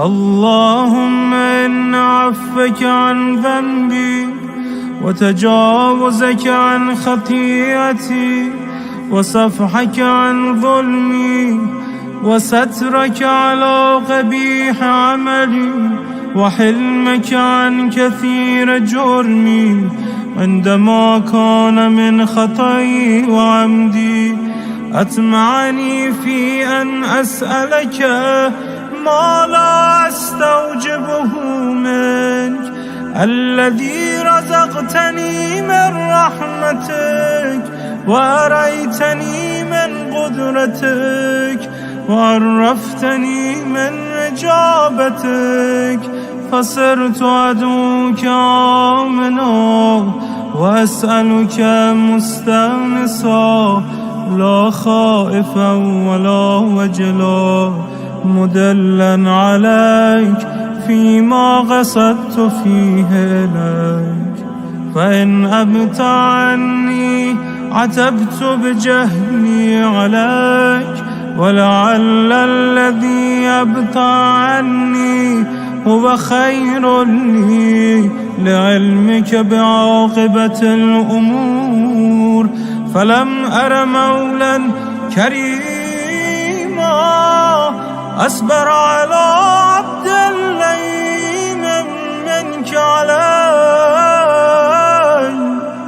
يا رب.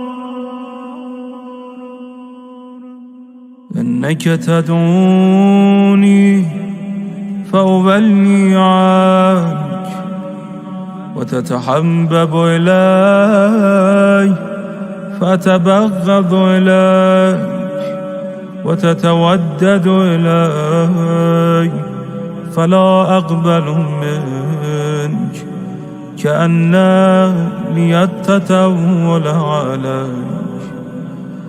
فلم يمنعك ذلك من الرحمة والإحسان إلي والتفضل علي بجودك وكرمك. فارحم عبدك الجاهل وجود عليهم بفضل إحسانك، إنك جواد كريم. الحمد لله مالك الملك مجري الفلك مسخر الرياح فالق الإصباح ديان الدين رب العالمين. الحمد لله على حلمه بعد علمه والحمد لله على عفه بعد قدرته، والحمد لله على طول أناته في غضبه، وهو قادر على ما يريد.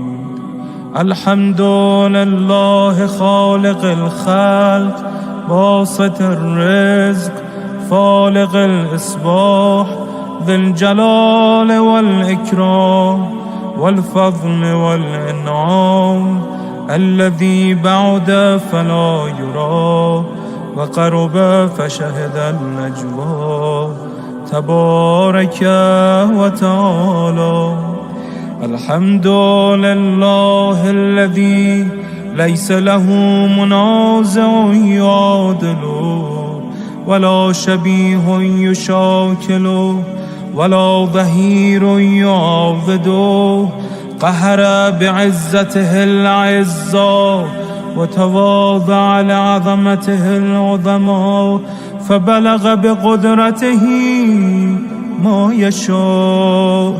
الحمد لله الذي يجيبني حين أنادي، ويستر على كل عورة وأنا عصيه، ويعظم النعمة علي فلا أجازي.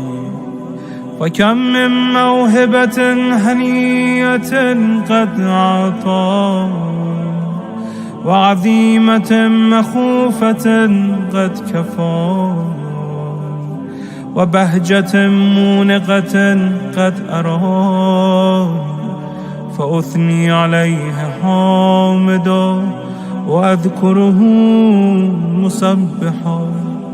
الحمد لله الذي لا يهتك حجابه، ولا يغلق بابه، ولا يرد سائله، ولا يخيب آمله.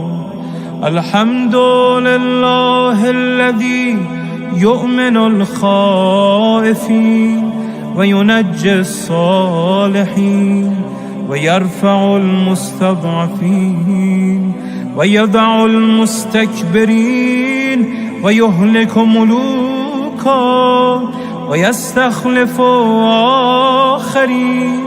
والحمد لله قاصم الجبارين، مبير الظالمين، مدرك الهاربين، نكال الظالمين، صريخ المستصرخين، موضع حاجات الطالبين، معتمد المؤمنين.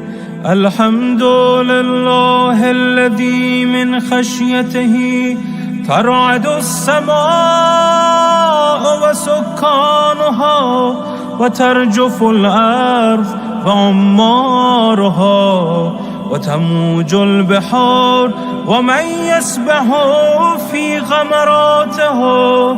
الحمد لله الذي هدانا لهذا وما كنا لنهتدي لولا أن هدانا الله. الحمد لله الذي يخلق ولم يخلق، ويرزق ولا يرزق، ويطعم ولا يطعم، ويميت الأحياء ويحيي الموتى، وهو حي لا يموت، بيده الخير، وهو على كل شيء قدير.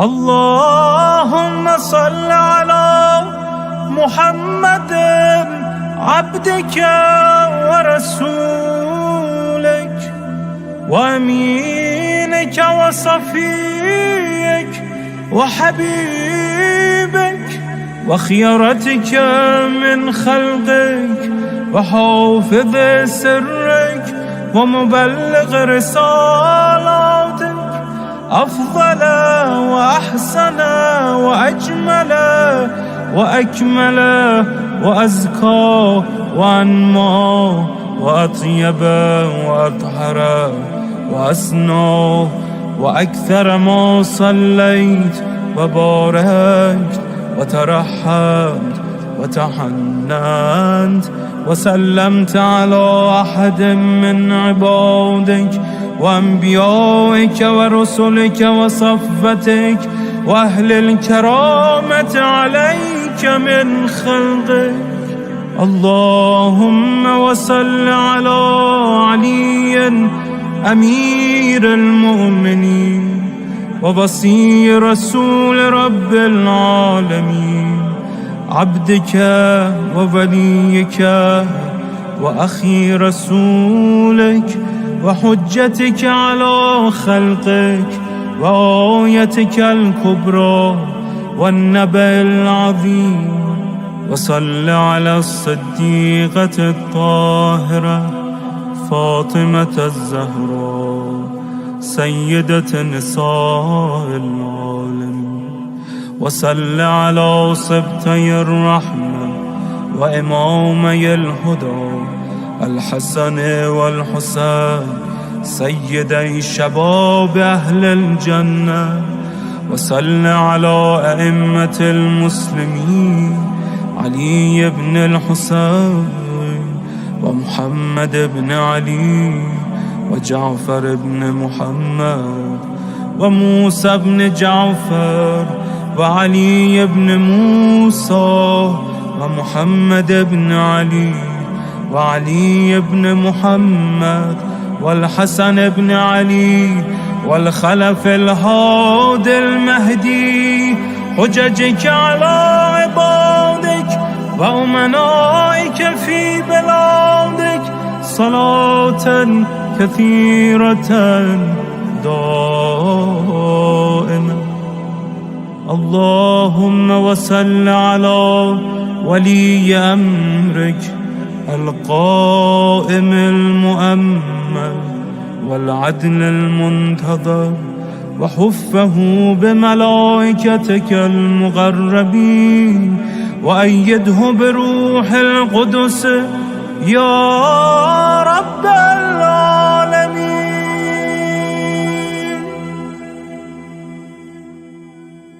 اللهم اجعله الداعي إلى كتابك والقائم بدينك، استخلفه في الأرض كما استخلفت الذين من قبله. مكن له دينه الذي ارتضيته له، أبدله من بعد خوفه أمنا، يعبدك لا يشرك بك شيئا. اللهم أعزه وأعزز به، وانصره وانتصر به، وانصره نصرا عزيزا، وافتح له فتحا يسيرا، واجعل له من لدنك سلطانا نصيرا.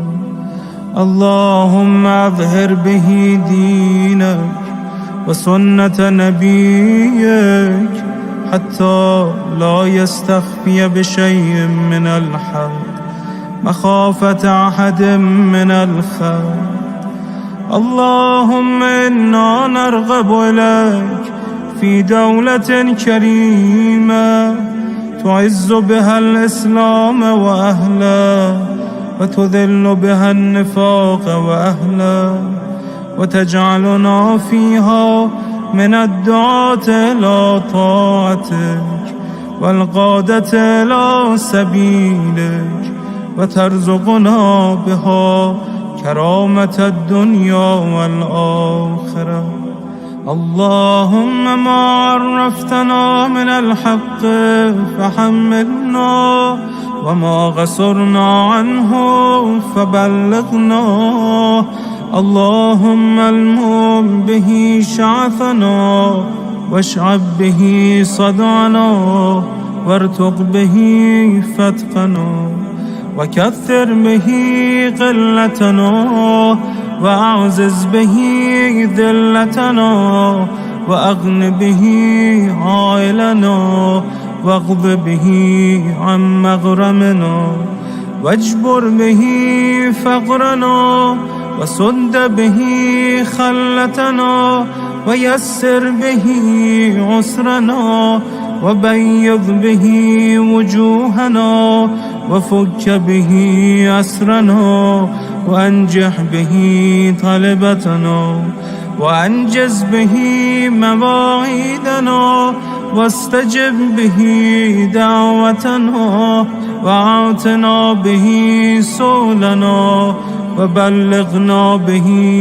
من الدنيا والآخرة آمالنا وأعطنا به فوق رغبتنا يا خير المسؤولين وأوسع المعطين اشف به صدورنا واذهب به غيظ قلوبنا واهدنا به لما اختلف فيه من الحق بإذنك إنك تهدي من تشاء إلى صراط مستقيم وانصرنا به على عدوك وعدونا إله الحق آمين.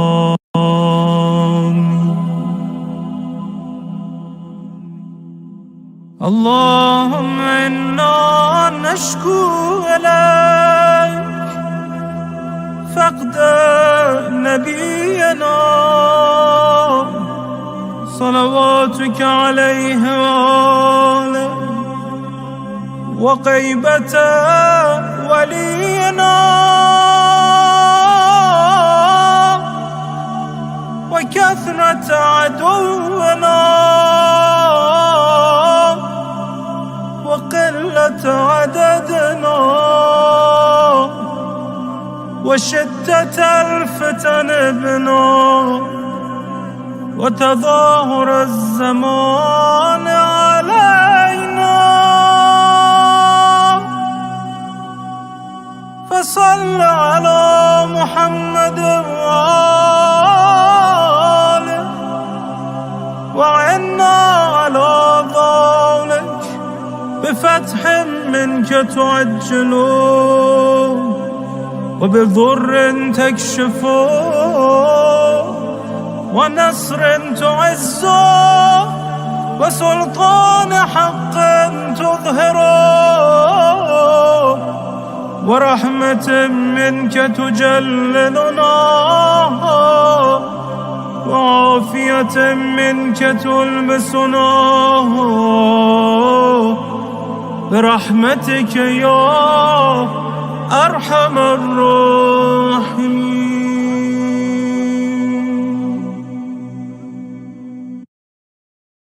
سبحان الله سبحان الله سبحان الله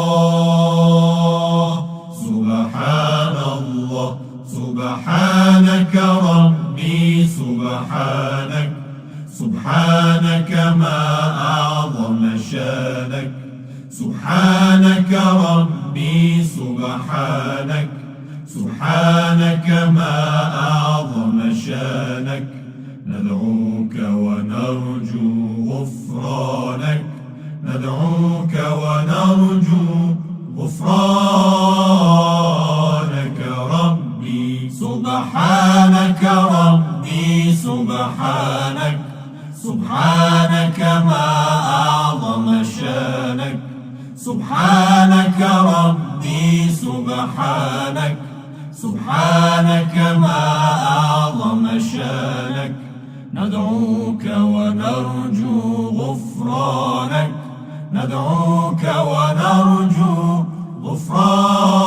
غفرانك ربي سبحان من غمر الوجود بنوره فضلا ولا تحصى له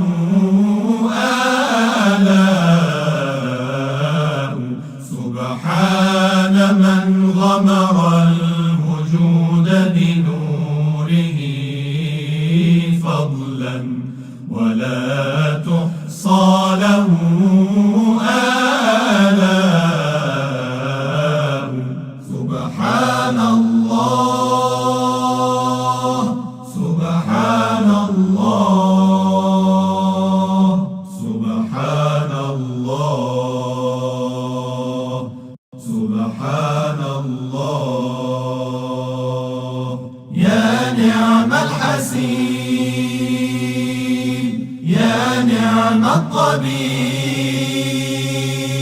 يا نعم الرقيب القريب المجيب الحبيب الكفيل يا نعم القريب يا نعم المجيب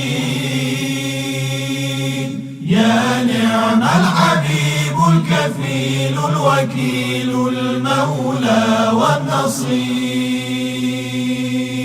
سبحان من يمحو الذنوب بعفوه يا رب سبحان من يمحو الذنوب بعفوه يا رب سبحان من يمحو الذنوب بعفوه ورضاه عنا ورضاه عنا ورضاه عنا منة ورجاء سبحان الله سبحان الله سبحان الله سبحان الله سبحان من يقضي وسوط قضائه بالحق سبحان الله سبحان من يقضي وسوط قضائه بالحق لا يعلو عليه قضاء سبحان الله سبحان الله سبحان الله سبحان الله سبحان من توفيقه ونعيمه سبحان من توفيقه ونعيمه سبحان من توفيقه ونعيمه للعاملين المخلصين للعاملين المخلصين جزاء سبحان الله سبحان الله سبحان الله سبحان الله سبحانه رب رحيم عادل سبحانه رب رحيم عادل نرضى بما يرضى لنا نرضى بما يرضى لنا نرضى بما يرضى لنا نرضى بما يرضى لنا نرضى بما يرضى لنا ويشاء سبحان الله سبحان الله سبحان الله سبحان الله سبحان الله سبحانك ربي سبحانك سبحانك ما أعظم شانك سبحانك ربي سبحانك سبحانك ما أعظم شانك ندعوك ونرجو غفرانك ندعوك ونرجو غفرانك ربي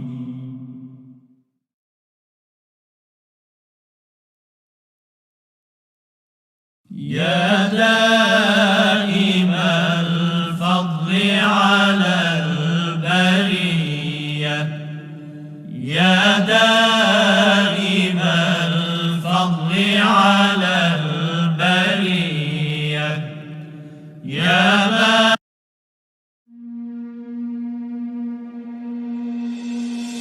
خواهند اگر ببخشند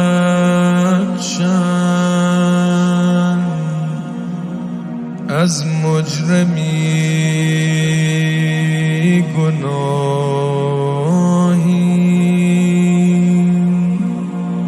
اول برا نوازم با سوز و عشق و آی دریای افجوشم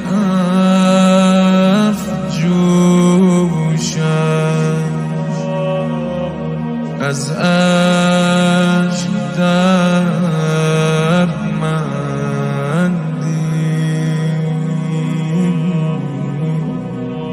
اوراق جرم سوزد از آسودان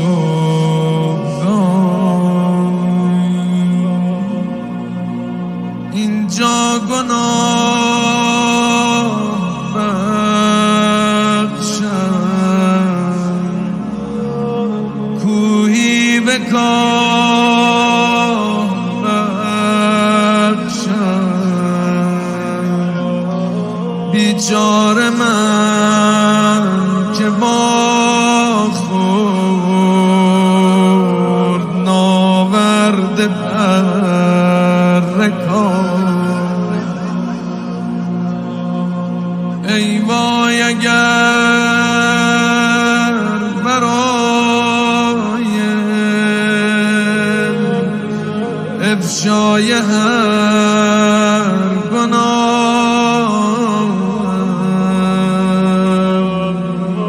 کردن روز محشر هر عضو من گوایی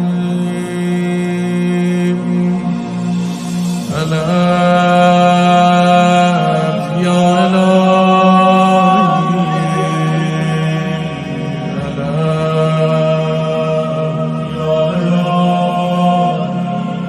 الف یا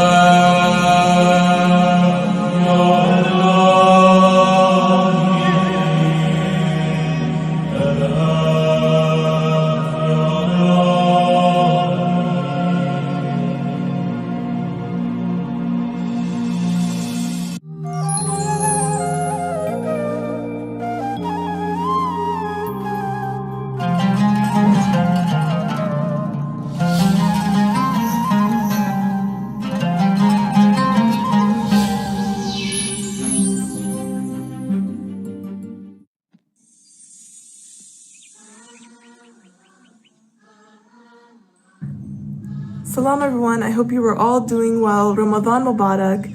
I truly miss being able to break my fast in the masjid with you guys.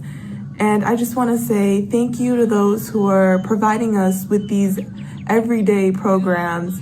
And inshallah, hopefully, I'm praying that we see each other again on Eid. Assalamu alaikum everyone, Ramadan Mubarak. Hopefully you guys are safe and quarantining during this pandemic. I miss you guys. Hopefully this can be over soon so we could all come back to the masjid. But other than that, Hafiz and Ramadan Mubarak. Ramadan Mubarak from me to you. I miss being at the masjid with my friends and family, and I hope to see everyone soon. Everybody, hope you guys are having a good Ramadan.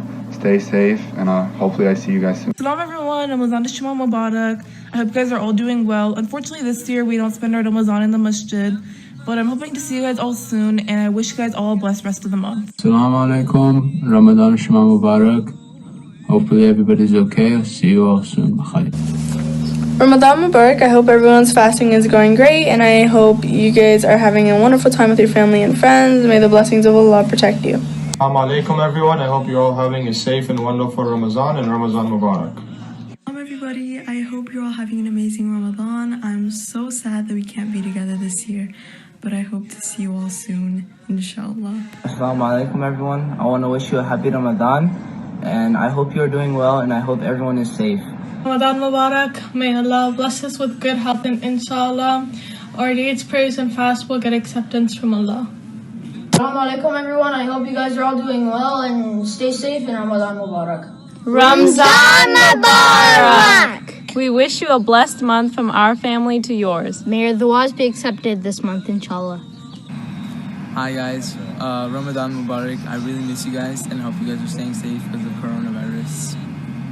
Assalamu alaikum wa rahmatullahi wa barakatuh, everyone. I hope you all are doing well and are safe. Ramadan Mubarak to you all, and may all our du'as be accepted. Salam, hope everybody is having a great Ramadan. Unfortunately, this year we couldn't be all at masjid together like always. We're all stuck at home in quarantine, but hopefully everybody is safe and healthy. And yeah, I wish I could be at masjid right now instead of at home, but it's better that we all stay home at this time anyway. And yeah, Ramadan Mubarak. Assalamu alaikum, Ramadan Kareem from the Alamara family to yours. May Allah guide us and forgive us and accept all of our prayers, du'as, and good deeds throughout this holy month. Inshallah, we will all be reunited as a masjid after the challenge of this coronavirus and social distancing is over. Assalamu alaikum. Ramadan Mubarak to you and your family. I miss you guys. I miss helping around the masjid. I hope you guys are doing well, and inshallah we can see each other again. But for now, we gotta stay safe.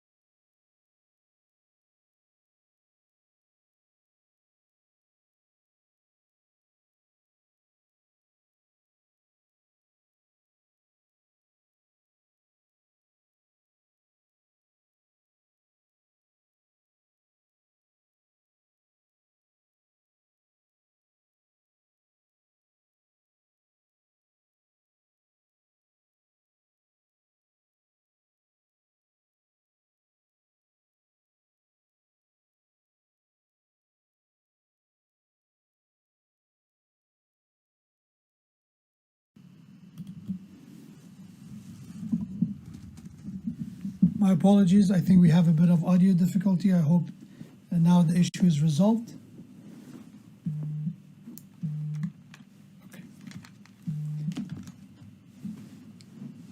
My apologies if you were not able to hear me. We'll start once again. أعوذ بالله من الشيطان الرجيم. بسم الله الرحمن الرحيم. الحمد لله رب العالمين. والصلاة والسلام على أشرف الأنبياء والمرسلين حبيب إلهنا وشفيع ذنوبنا وطبيب قلوبنا أبي القاسم المصطفى محمد. اللهم صل على محمد وآل محمد وعلى أهل بيته الطيبين الطاهرين المعصومين المكرمين الهداة المهديين سيما بقية الله في السماوات والأراضين. قال الله تبارك وتعالى في القرآن الكريم: إن في ذلك لذكرى لمن كان له قلب أو ألقى السمع وهو شهيد. صدق الله العلي العظيم. Respected brothers and sisters, Assalamu alaikum wa rahmatullahi wa barakatuh. I pray to Allah subhanahu wa ta'ala that your a'mal in the month of Ramadan, your fasting, your efforts, and your ibadat, especially during the nights of Qadr, are maqbool and accepted by Allah subhanahu wa ta'ala. And may Allah inshallah in the remainder of the month of Ramadan give us the tawfiq of earning more in a spiritual saving and grant us maghfirah and forgiveness and blessing inshallah. Tonight is a night that inshallah we will conclude our discussion on the healing through Quran. If you remember, before the nights of Qadr and before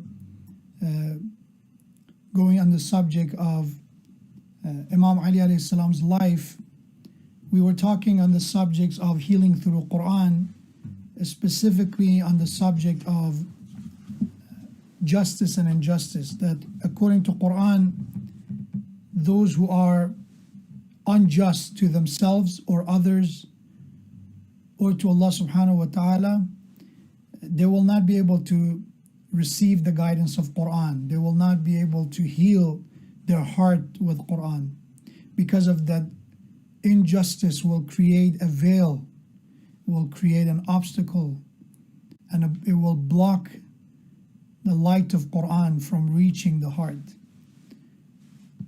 And we discussed a bit on the subject of importance of idalat and justice in our personal life and traditions on that subject. And then we also discussed the importance of knowing that the meaning of justice is to place everything in its worthy place. And for somebody to disobey God, it's an indication that they are wasting their life, that this God-given gift has to be used for perfection, for kamal, for the wayfaring in the path of refinement. That this jewel that we call soul has to be purified in order to find success. قَدْ أَفْلَحَ مَنْ زَكَّاهَا. As Quran said, فَأَلْهَمَا فُجُورًا وَتَقْوَاهَا. The corruption and virtue are both, they are part of our existence. We have inclination toward both. But success and salvation belongs to the one who purifies himself, the one who refines himself or herself. So tonight I want to go on the subject of dhulm and injustice. And of course we talk about injustice. There is one form of injustice we're familiar with, which is the type of injustice against others. If we hurt someone, if we strip if you strip away someone's from the right, that is the type of injustice we're familiar with. And regardless of if somebody is religious or not, they get that kind of injustice. They know that if you steal from someone, if you attack someone, if you mock someone, it's wrong. Then there is no way to justify it. But in a language of Quran, there is another type of dhulm and injustice, that's injustice against self, which again we become familiar with that as well. We talked about it a bit, that when somebody, their soul is meant to be virtuous, that we have messengers of God, we have divine scriptures, we have Ahlul Bayt, we have holy books to guide us toward our potential, toward virtue. And for somebody to ignore all this and still decide to go in the path of obedience of their desires, to be a slave of their ego, that's unjust to themselves, that they are making a big mistakes against their soul. And we talked about the importance of that a bit. So we know about these two, that injustice against self, and we know about injustice against others.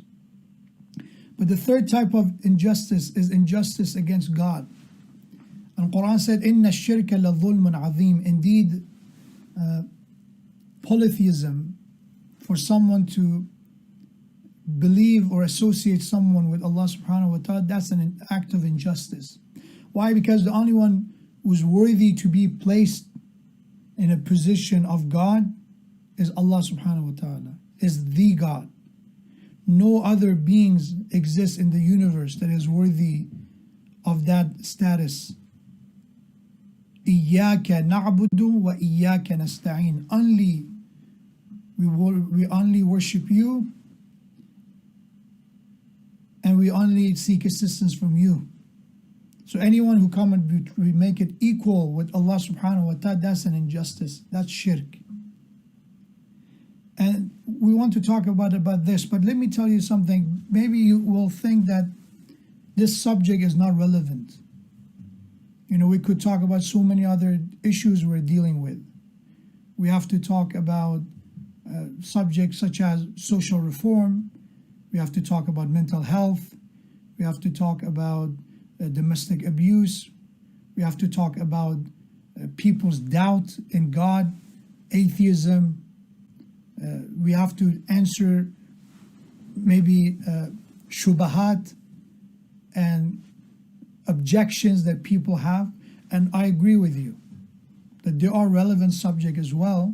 And we have scholars who are addressing those, and even in some programs we address those as well. But one thing you have to know is that as human beings, we always look for something. That's fine. What I can tell you is sometimes what happens is when we are in a class, when we're reading a book, when we're listening to a lecture, when we are praying, when we are exercising, or any other activity, sometimes our minds have this nature of escaping, living in the moment and focusing on what it is at hand.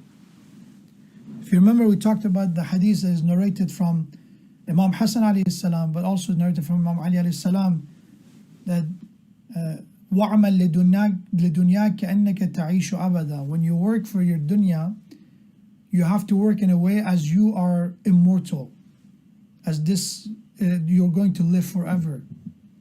So don't slack off, don't do a bad job. In dunya, do a good job, do it right. And for akhirah, your perception and mentality should be in a way that even tomorrow, maybe I don't have a chance that I have today. Tomorrow is the last day. But one thing it is that to understand when they say work in the dunya as you live forever, is that wherever we are in a position, make sure, pay attention. You know, right now this is the subject I've prepared, or some other speaker may have a different subject in mind. So we have Q&A to inshallah address some of the questions you have. But if we talk about all the time about the subject that some people may consider important or relevant, which they are, I'm not saying that they are not relevant or they're not important. They are. But right now we have this at hand, and this is what is being delivered right now.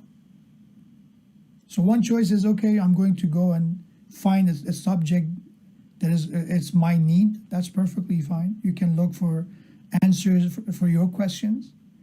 But if you're sitting and listening to any lecture, or it could be reading a book or any other activity, focus on it. When you read Quran, don't let your minds again to roam around. Focus at that moment. Why? Because if we are doing something without being present, even when you read Quran, we will not benefit from it if you're not attentive. Remember the ayah of Quran, Allah in Surah Qaf said, "Inna fi dhalika la dhikra." Quran is a reminder. لِمَنْ كَانَ لَهُ قَلْبٌ, for the one who has a soul, for the one who has a heart, that their heart did not die from sins, as the hadith of the Rasulullah sallallahu alaihi wasallam said that mawtul insan bidhunub, that the death of human being through sins is much more in numbers than than the death of people through physical death. That people die, their heart dies through sins before even the time of their departure from this dunya, and their life is expired. So Quran says, if you have a heart, this Quran is a reminder. أو ألقى السمع, or you give an ear, you listen. وهو شهيد, and you're present. You listen and you're attentive, you're present. And that you listen and then you're somewhere else. So inshallah, when you listen to Quran, when you recite, focus on that. Try to learn that. And then inshallah, when you move to another task, focus on that as well. Don't let that kind of mentality that I'm doing this and I'm thinking about something else, about a second task.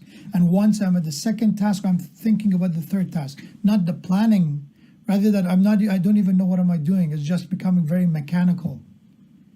It's just a habit. That's the whole point about reflection, that don't let the Quran recitation becomes a repetition. Rather, just reflect and think.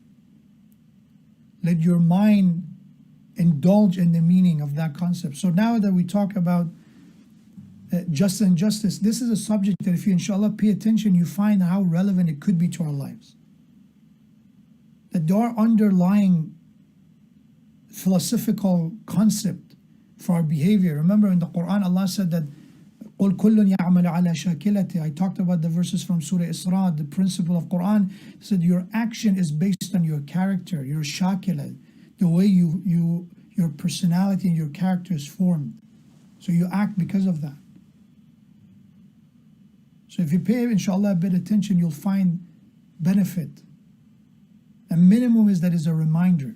But once again, if you feel that you have certain doubts that you need to be answered, then look for answers. If you don't have it here, somewhere else, look for the answers.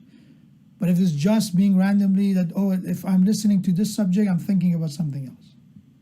Or even when I was asking for, I want that subject to be addressed, once that topic comes up, I'm thinking about something else. That's fine to have ambition, that's fine to have ideas, but at the same time, don't let that to just become kind of the New Year's resolution, that I have ideas and I have plans, but when it comes to actually committing and doing them, how many people actually are, they have that commitment to follow through those resolutions. So on the subject of shirk, remember that the underlying a lot of issues is polytheism. And Quran in Surah Yusuf, Allah subhanahu wa ta'ala says, وَمَا يُؤْمِنُ أَكْثَرٌ بِاللَّهِ إِلَّا وَهُمْ مُشْرِكُونَ. That the majority of those who believe in God and they are mu'min, many of them are in shirk. They are mushrik. إِلَّا وَهُمْ مُشْرِكُونَ. You'll find those mu'mineen that they have shirk. And in the tafsir of that ayah, we have that narrated from Imam Rida alayhi salam, from Ahlul Bayt, that this is not a type of polytheism and shirk in worship. Because for mu'mineen in worship, they don't have shirk. They believe in Allah, they testify, they have that testimony of La ilaha illallah, Muhammad Rasulullah sallallahu alayhi wa sallam, alayhi wa alayhi. So you, in your aqeed and your belief in worship, you don't have shirk. But in obedience, that's when some believers have shirk. Means they worship God, but when it comes to obedience, they obey their desires equal to the way they obey God, or even more than they obey God, their obedience. So that could happen. And for some people, their own desires, lowly desires, could be their God. So another hadith said that this is also addressing when people in their intentions, they have agendas like people. Means when they pray, when they worship, when they do something, they do it so people give them compliments. They want acknowledgement. They pretend to be virtuous. They do riyah. That's also, riyah is known to be in one form of the concealed shirk, the hidden shirk. If you are someone, you alhamdulillah, every time you have that concern, And I want you to understand, we're not trying to make somebody to be compulsive and obsessive about it, rather than if we know that I'm trying to do everything for the sake of Allah, that I'm trying to make sure my deeds are for Allah, and I don't mind if people compliment or not. You're fine. If that's your concern, that you want it to be sincere and have ikhlas, that's fine. But if I know that, again, it's much more important to me than what people say, than what I'm doing for Allah, that I'm pretending that there is no actual reason, no belief, no faith behind what I do, it's just people, then that's the disease of Riyah. And we're looking for healing of Quran. What's the solution of Quran for Riyah? How to deal with this kind of injustice? Because for somebody who's doing Riyah, they're unjust to Allah, because He's the one who's only worthy of to be devoted. We are only devoted to Him. He's the worthy one. When we are devoted to Rasulullah, it's because of Him. أطيعوا الله وأطيعوا الرسول وأولي الأمر منكم. If we are submitted to the command of those who vested with authority, Ahlul Bayt, those who are messengers of God, Rasulullah, and God, is because Allah subhanahu wa ta'ala commanded us to follow that chain of command. But anything beside that, I do it so people say good job. I do it so people say, oh, what a guy, what a nice guy. And I'm looking for the applause. That is very unfair to ourselves, because in the Day of Judgment we have the hadith that for those who did Riyah, that they prayed, but in their prayers it was not just God. They did pray for God and some other person, for people, for public, for praise, compliment, acknowledgement. Allah said, I'm a generous partner. I forgave my share to the one that you shared your prayer with. Go get everything from him. That person could be anyone or public. They're not even aware of it. So we will be the one remain empty-handed. So justice is to be sincere. Shaitan is zalim, is one of the examples of unjust is shaitan. And shaitan had the jealousy with Adam alayhi salam. He disobeyed, but he said there's one type of people I cannot mess with. فَبِعِزَّتِكَ لَأُغْوِيَنَّهُمْ أَجْمَعِينَ إِلَّا عِبَادَكَ مِنْهُمُ الْمُخْلَصِينَ. Those who are sincere, those who are just working for you, I cannot do anything with them. I have no way to infiltrate their faith. So ikhlas and sincerity is the cure of riyah and pretending to be virtuous, then posing, then doing something in the name of God without doing it for God, or mixing the intention. And the hadith of Ahlul Bayt alayhi salam give us the symptoms. So if you're looking for the symptoms of riyah, there are 3 signs for the one who's mura'i. For showing off, there are 3 symptoms. Usul al-Kafi, volume 2, Imam Ali alayhi salam said, ثلاث علامات للمرائي. There are 3 symptoms for somebody who's pretending to be virtuous. How I can test my iman. How I know what's the carat of my iman, how pure it is. Imam alayhi salam said that mura'i, the one who's pretending to be virtuous, showing off, is yanshitu iza ra'a an-nas. When they see people, when they're in gatherings and when they're being seen, they have, they are joyous, they're energetic, they're active. Because people see them, they have the energy, they have the reason, motivation to do things, good things. Recite Quran, pray, give charity. But second symptom is وَيَكْسِلُ. So this it could happen to all of us, especially during the quarantine time. Just being out there, getting the whole interaction with people, it creates that sense of joy. That's fine. But there are 3 symptoms. The second symptom is that this person who's mura'i, when it comes to their religious responsibilities and dues, يكسل إذا كان وحده. When they are by themselves, they lose that motivation. They're not energetic anymore. They are lazy. They don't have the purpose to do anything anymore once they're alone. That's the issue. So I'm in masjid, I volunteer, I help, but once I'm alone, I don't even have courage to do my morning prayers. When I come in a masjid, I'm the ones offering to do mustahabbat and recommended, but once I'm home, I don't even do my wajib. I have two different priorities when I'm in public, when I'm at home, when I'm home. Second symptom, that is when they're alone, they lose their motivation, they become lazy. And the third, وَيُحِبُّ أَن يُحْمَدْ فِي جَمِيعِ أُمُورِهِ. The third symptom of riya, showing off, pretending, is that the person who is suffering from this spiritual disease, they love praise in everything they do. They love to be praised. So they do it for the attention. They do it for the sake of the public. So you may ask, so we should not do anything in public? No. There are parts of our faith that we do public. But there are matters that's better to be done anonymously, secretly. Hadith of Imam Sallallahu Alaihi Wasallam give us that description that what should be done publicly, because Quran said there are those that they give sirran wa alaniya. There's those who give charity secretly and in open, in public. So Quran even talks about two types of charity. So Imam Sallallahu Alaihi Wasallam said, فَكُلُّ مَا فَرَضَ اللَّهُ عَزَّ وَجَلَّ عَلَيْكَ فَعِلَانُهُ أَفْضَلْ مِنْ إِصْرَارِهِ. Everything that Allah subhanahu wa ta'ala made it an obligation on us, is a mandatory farida on us, then doing it in open, publicly, is better than doing it secretly. Allah made it wajib. Like when it comes to my wajib prayers, jama'ah prayers, Hajj is wajib, is in public.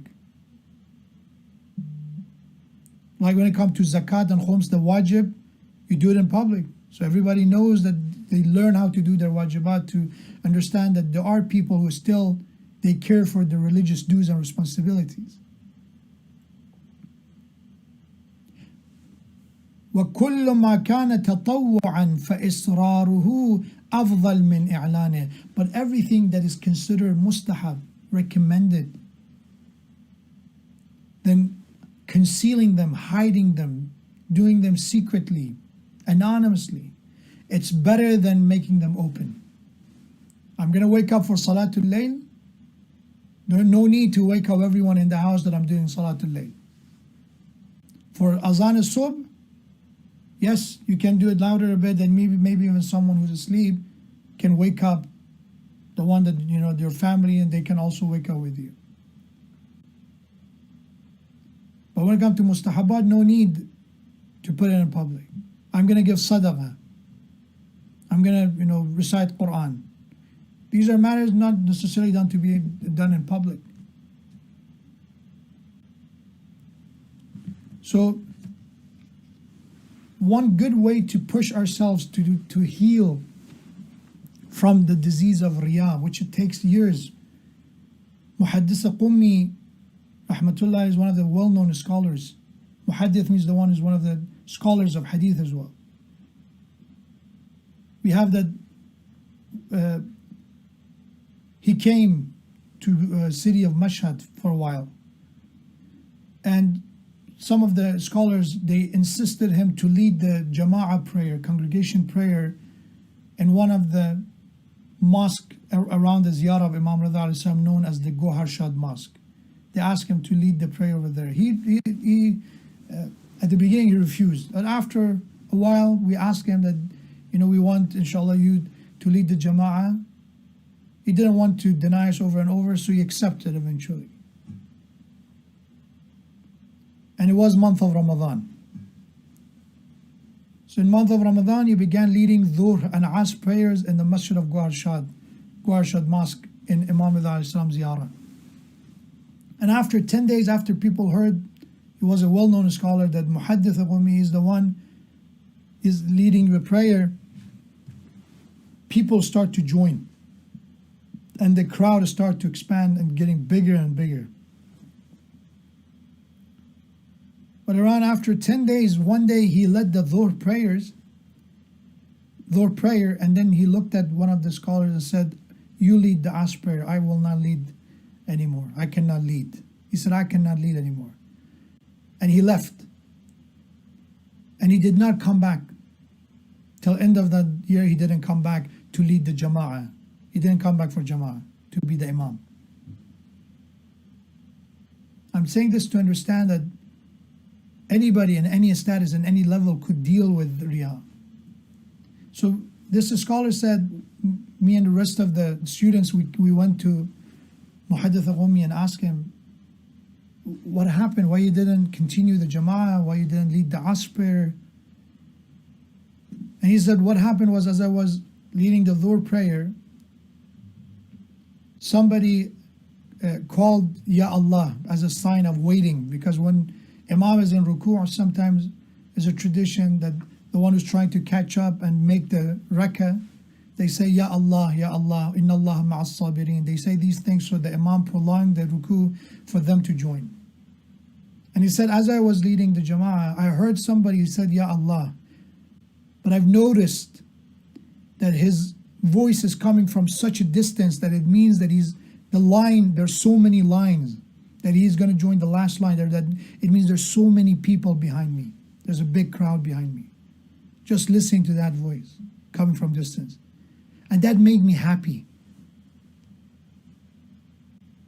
And that was not for the sake of God. That's why I said I don't want to lead the Asr prayer. Once again, it's not about, if you're, alhamdulillah, doing your best to do for the sake of Allah, you're fine.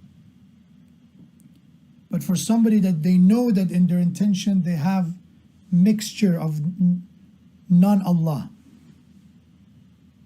these three symptoms are the signs. So the cure for that is to do it in secret.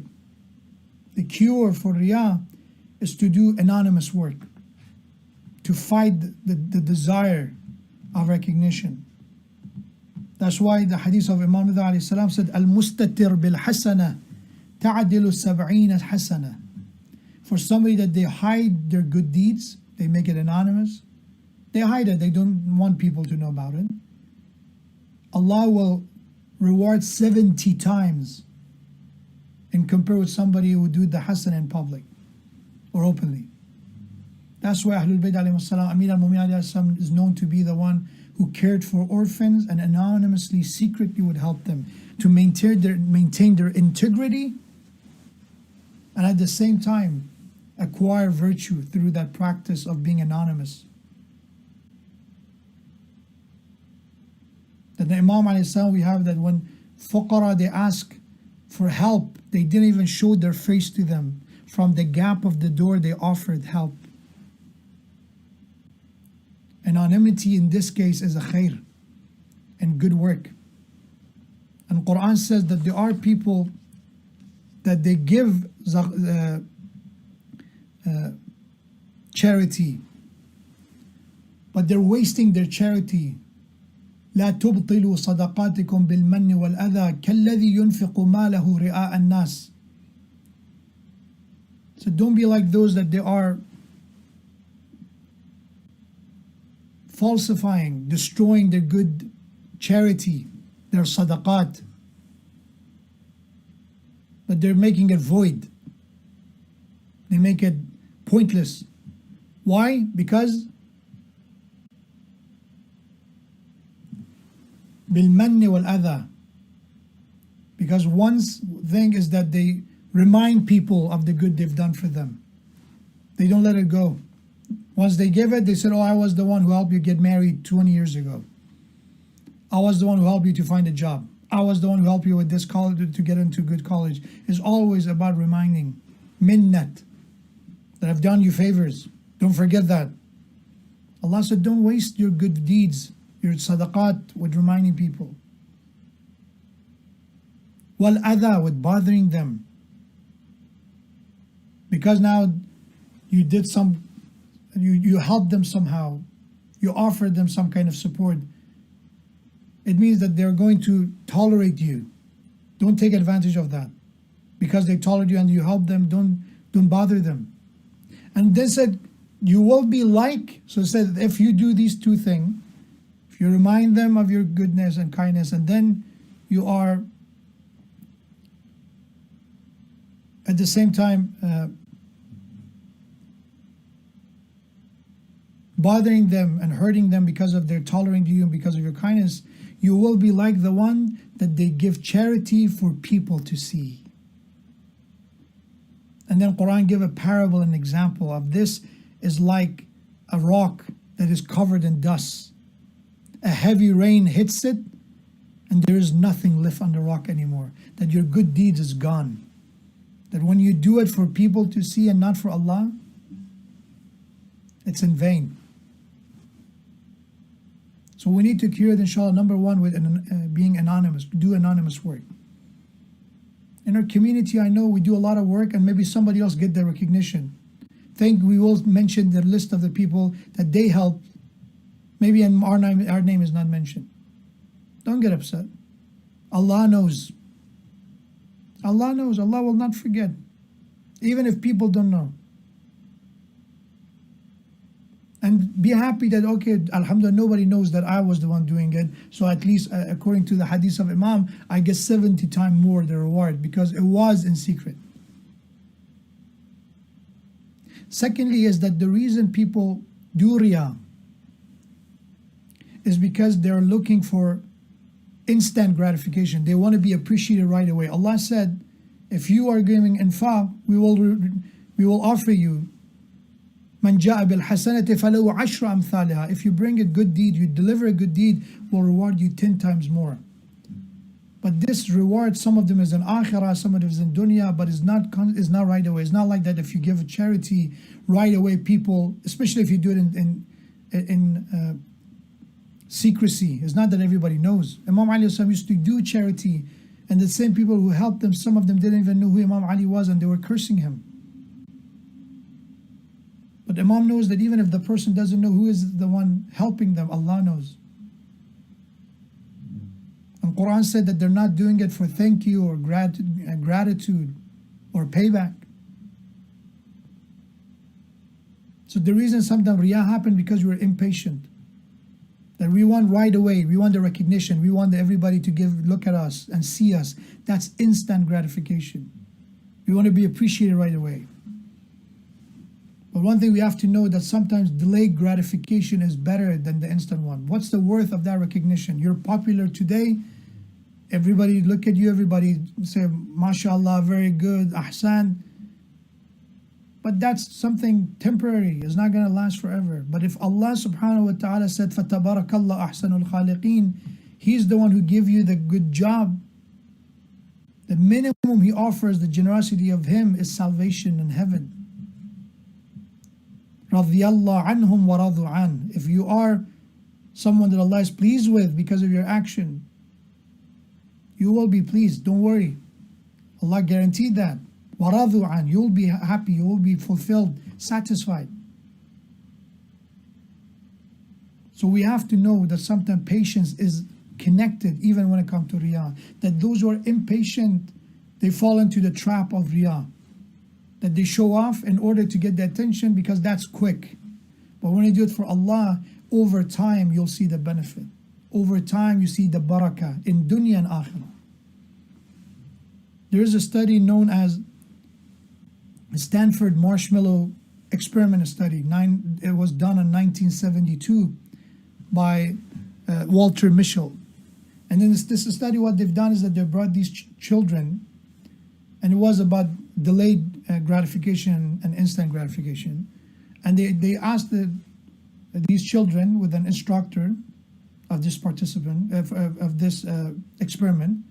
They said, okay, you can have this marshmallow right now, or I will leave the room and I will come back in 15 minutes. And if you still did not eat the marshmallow, we'll offer you an additional marshmallow or pretzel.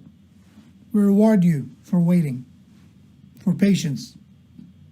So what they've done, and of course some they just, some of the children, they took that one marshmallow and they enjoyed it. Instant gratification, they want the marshmallow and the taste of it. And some of them, they waited. And what they've done, they years later, they look at the performance of these children. There are other factors. This was not that it's not just a prediction of how someone will be, but it shows how much those children that they learned delayed gratification, it could affect their lives.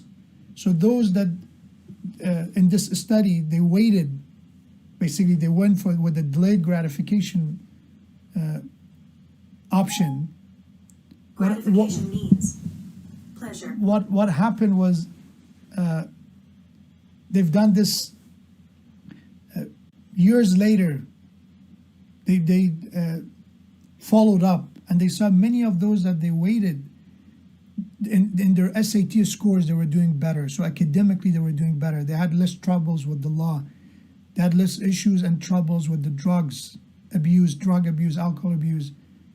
So there are other factors, of course. It matters what kind of family they grew up in, divorce, poverty, other issues was involved, how somebody will turn out to be. There are other nurtures, factors involved. But one thing for sure is that those who learn from the early ages the importance of delayed gratification. We don't need to do riyah. You end up learning that those who are, inshallah, virtuous and have taqwa, they know the benefit of fasting is not to suppose I'm going to fast today and I get what I want right away.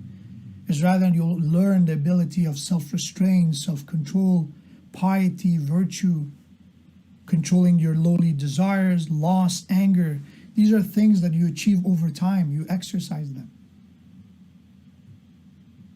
That will, inshallah, benefit for dunya and akhirah.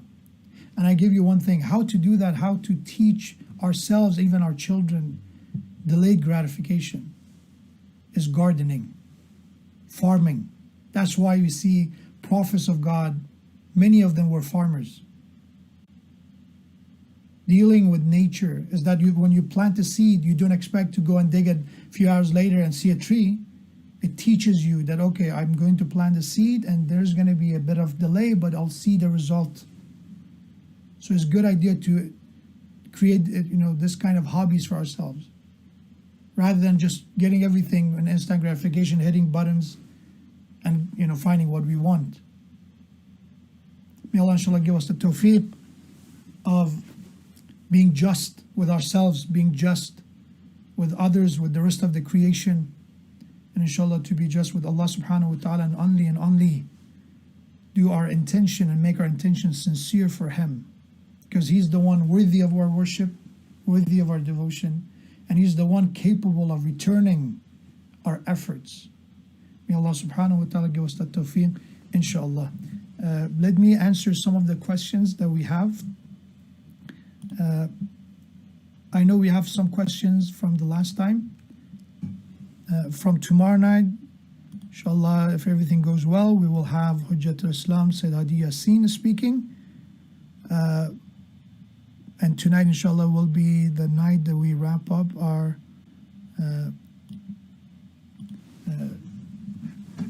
our discussion on the healing through Quran. Their continuation, inshallah, after Ramadan, through our programs, we will continue this discussion, inshallah, for the community. So the first question that was from a while ago was regarding hijamat, which is a practice of, I think it's called cupping. There's some kind of, if I'm not mistaken, once again, it's a type of cupping that it's has the basically they say that based on the nature of the people, there are different type of nature, and there's some cold and hot nature, and based on that, there's some type of hijamat. In some traditions, we have that it is recommended to do hijamat. So I want to answer that first. That is hijamat suggested in Islam? Yes, there are some traditions about it. Does it have benefits to our body? According to those traditions, yes, it does. Can you name a few, please? Also, can one sow during Ramadan or not? According to, I answered that part, that doing it during Ramadan is makruh because bleeding or donating blood in general is causing the weakness, and so it's not recommended. It's makruh to do it in Ramadan. But what some benefit are being mentioned, it says that it benefits people, that they have, it prolongs life, and the traditions have been mentioned. But there's also, there are claims that it helps with migraine, with some blood pressure and all that, but I'll leave that to the experts. But there are traditions on the subject of hijama. Yes, there are a hadith about it that we have from the Khisal of Shaykh al-Saduq. There are some books about it and some other ahadith book. Okay.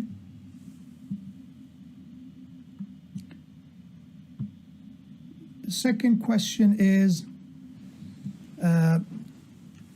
when you read the Quran in this month, one thing strike us is there is a disproportionate mention of Prophet Musa alayhi salam. Why so much emphasis on him and the followers of Musa alayhi salam? There is actually an ayah in Surah Tawbah that Allah subhanahu wa ta'ala said, we tell you the story and the tale of Bani Israel and Musa alayhi salam, so you don't treat your messenger the way they treated their messenger. So is ibrah. Not only a story of Musa, is all the other prophets of God, but in his story there are so many lessons to be learned that are practical and relevant to our time as well. Is something that we can see the importance of why the name of the Musa is mentioned. For example, one thing for sure we can see in Quran is there's a story about his childhood and the miracle of his childhood, and then there is the part that he is young, and then there's a part that he saves Bani Israel. There are different stages of his life which are important for our guidance. And he is again one of the ulul azm prophets. He's one of the great messengers of God, with book, with the scripture. So his name, the same way we have also entire chapter on Al Imran, Maryam, Salamullah alayha. There are chapters on Isa alayhi salam. He's ulul azm prophet, and also Surah Ibrahim and the stories of Ibrahim. But again, yes, you're right. Is the name of Musa alayhi salam is mentioned more than any other prophet. But it goes that we learn ibrah. Quran said, "Inna fi dhalika la ibratan." There are lessons to be learned from these stories. It's not to just say that in any way is special, rather than there are mistakes done, that history repeats itself, and people, including Muslim, they could follow of making the same mistakes, and they did. In some cases they did. So it was the warning of Allah, it was the stories that Allah wanted us to learn lessons from them and avoid repeating the same mistakes.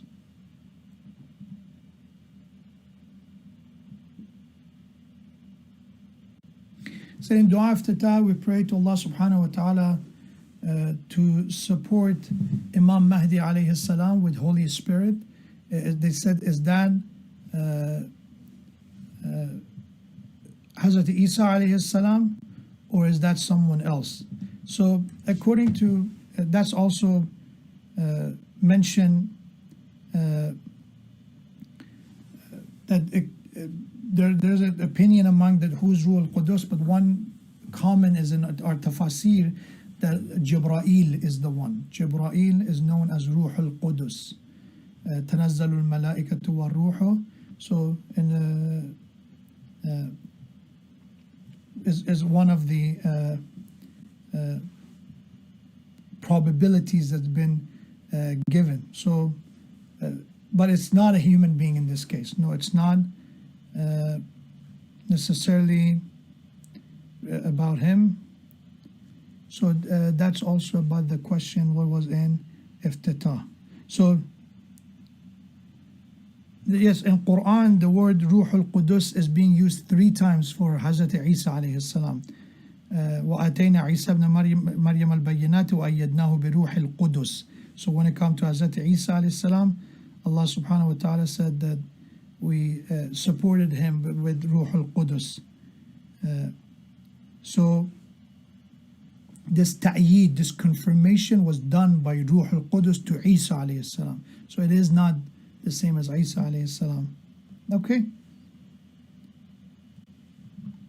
The next question is, if praying and doing du'as during the nights of Qadr makes Allah forgive all of our sins, is it also works for haqqun nas, of people we don't have access to them? No, it's not. Even if people who you don't have access to them, if they have a right on you, is you have to first of all make sure to try to find them, or if they're not in this dunya, their families. If that's not possible and you have no access to them, it means that it was just inconvenient, not for inconvenient purpose you did not find them, but rather you tried and you didn't find. Then you give it in charity, whatever is that right that they have on you, you give it in charity. Let's say if that is financial right they have on you, so you get radd madhalim. So you dispose whatever haram or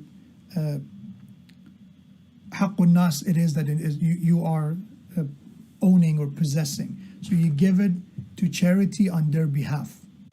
So that's one thing. But if it's the haqqun nas is a type of that's not financial, let's say you did ghiba of them, you said something that broke their heart, it was not financial, and let's say they're not in this dunya or you have no access to them and you didn't find them, then what you do is you pray for them, you give charity on their behalf, you do something good on their behalf.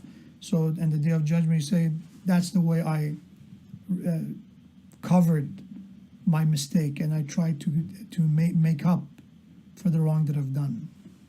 So that is the way that you can see the haqqun nas, people to be fulfilled. Number one is through making sure if it's financial to be paid or to give charity on their behalf. If it's non-financial, then do dua for them, recite the Quran on their behalf, give charity on their behalf, do good things on their behalf, so inshallah they will be pleased with you. Okay, the question here I already answered.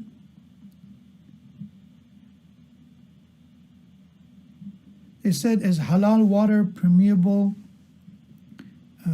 nail polish okay to wear during wudu, or does it invalidate your wudu? According to many marajid, that kind of nail polish that they say is water permeable is not actually what, it's not going to let the water reach it. They explain it to them, and according to marajid, it's not sufficient for wudu. It's considered an obstacle. You have to remove it before performing wudu. So it does invalidate your wudu if it's considered a form of blockage on your nail.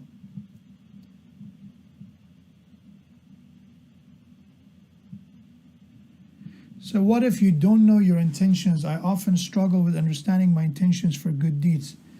Your intention is if you do good deeds, as I said, not for the sake of praise and attention. If you do it for a higher purpose, is to be righteous, to be virtuous, and you do it for the sake of getting closer to Allah, to get stronger spiritually. That's what it is. As long as you do it for that purpose, that's what it means. It's not to say something special, and it's not to... and by the way, the brothers who are moderating the question, I answered the question regarding Ashhadu an la ilaha illallah. They asked me, it was I think before Ramadan or at the beginning of Ramadan. I answered that already. So your intention, you don't need to do something special. It's just you knowing it. You're not doing it, as I said, for the sake of recognition or popularity and all that, because there are intentions that they are not going to last long. You want to do it for the sake of Allah, so you connect yourself with Allah subhanahu wa ta'ala. You do it for someone who's capable of rewarding you, and that's Allah subhanahu wa ta'ala. Can you be worse than shaitan? That's the Quran says shaitan has brothers. Ikhwan al-shayateen. Shaitan has soldiers. Shaitan have a party. Hizb al-shaitan. Awliya al-shaitan. Ikhwan al-shayateen. So there are a lot of connection you can have to shaitan. You could be equal to him. You can be his buddy. You cannot be on his side, you can join his party. And to be worse, yeah, we have in some tradition the one who is not praying, the one who turned away from God is worse than shaitan. We have in some tradition.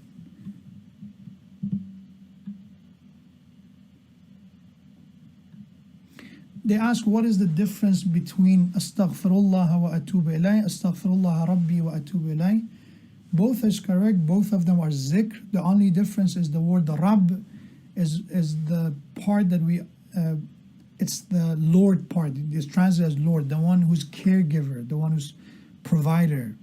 So when you say astaghfirullah wa atubu ilayh, you are asking Allah with his authority to forgive you, and that you are returning and you're repenting to him. To say Rabbi, you're adding that additional layer of connection with Allah, that Ya Allah, you are the one that you have the authority, you are the one that you have the control and charge, and also you're the one who's protecting me, that everything I have, you provided for me, you are my caregiver. So it's an additional name, as you can say so many other things, like when you say Sadaqallahu al-Azim at the end of recitation of Quran, Sadaqallahu al-Ali al-Azim. The word Ali that we add over there is one of the names of Allah. Sadaqallah, Allah subhanahu wa ta'ala said the truth. Al-Ali, he is the most high. Al-Azim, he is the greatest. So to not say it is that to remove one of the names of Allah. But sometimes again in the night of Qadr, some of the amal is that to do it in that way, for example, after the prayer, and then you do it the other way. Maybe this alteration between different forms, it keeps us sharp. I don't know, there's some benefit in saying it in different form. That's why in Quran, Allah subhanahu wa ta'ala, sometimes it gives them the same message in multiple ways, in different structures. It's still same message, but maybe to bring us and to wake us up, and to maybe that change of tone and change of structure will avoid somebody falling into repetition and maybe becoming losing their attention.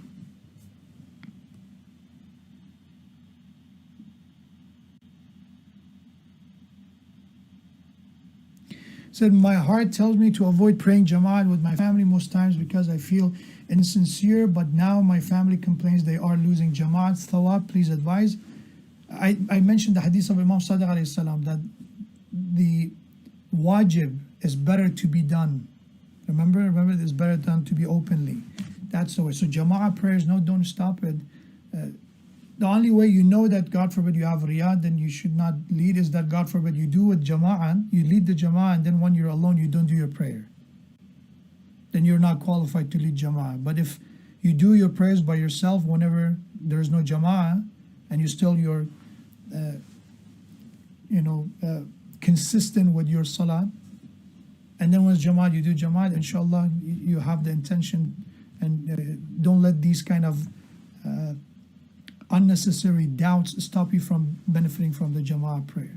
That's good. That you telling me that you think you're not qualified and you're not sincere enough, that means inshallah you have sincerity. That's because a mu'min is never, they're not sure of themselves. They never say, oh, I'm the most qualified.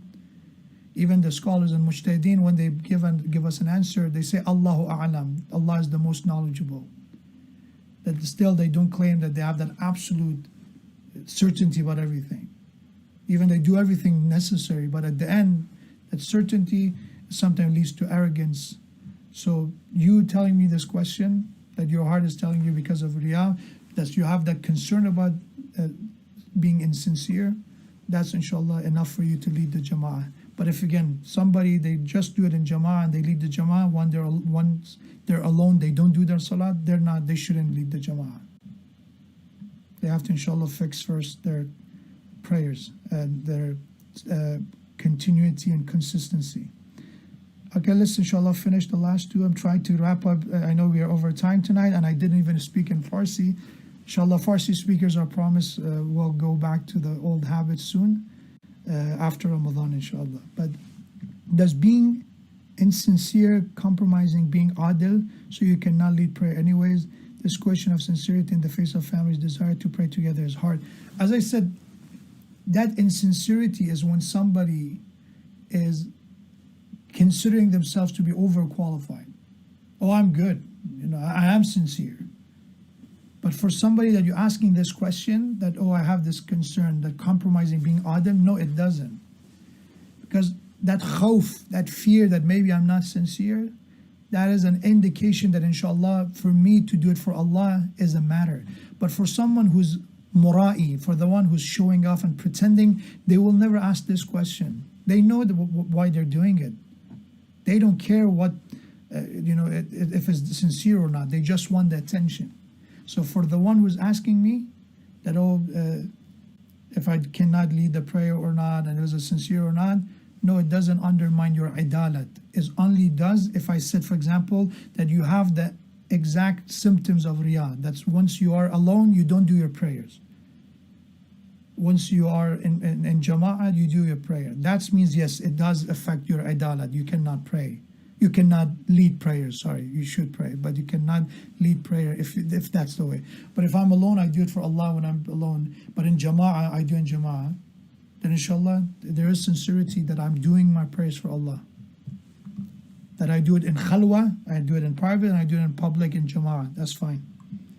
Don't let that become an excuse to abandon jama'ah, because sometimes thinking that I want to be sincere, that itself could lead to riyah. Oh, I don't go to jama'ah. Why? I don't want to show off. And that itself is a show off, that I'm too sincere that I don't even go to jama'ah. So it's an ironic situation. So don't let that be the case. Lead the have your jama'ah, inshallah. If you commit a great sin, then that person's idalat will be in jeopardy. If you move out of parents' home and begin to live on your own, do you technically have two homes in regards to fasting and prayers, or fast prayer broken qasr? It's up to you. If you did not plan to never go back to your parents' house, means that maybe one day you go, let's say I'm in a university for a couple of years and maybe after that I come back, or there's a possibility for me to even move back to this town that I grew up in, then you could have two homes. It goes back to your intention that you consider your parents' home or city to be your watan, is you consider it to be your first hometown. If that's the case, yes, you have two.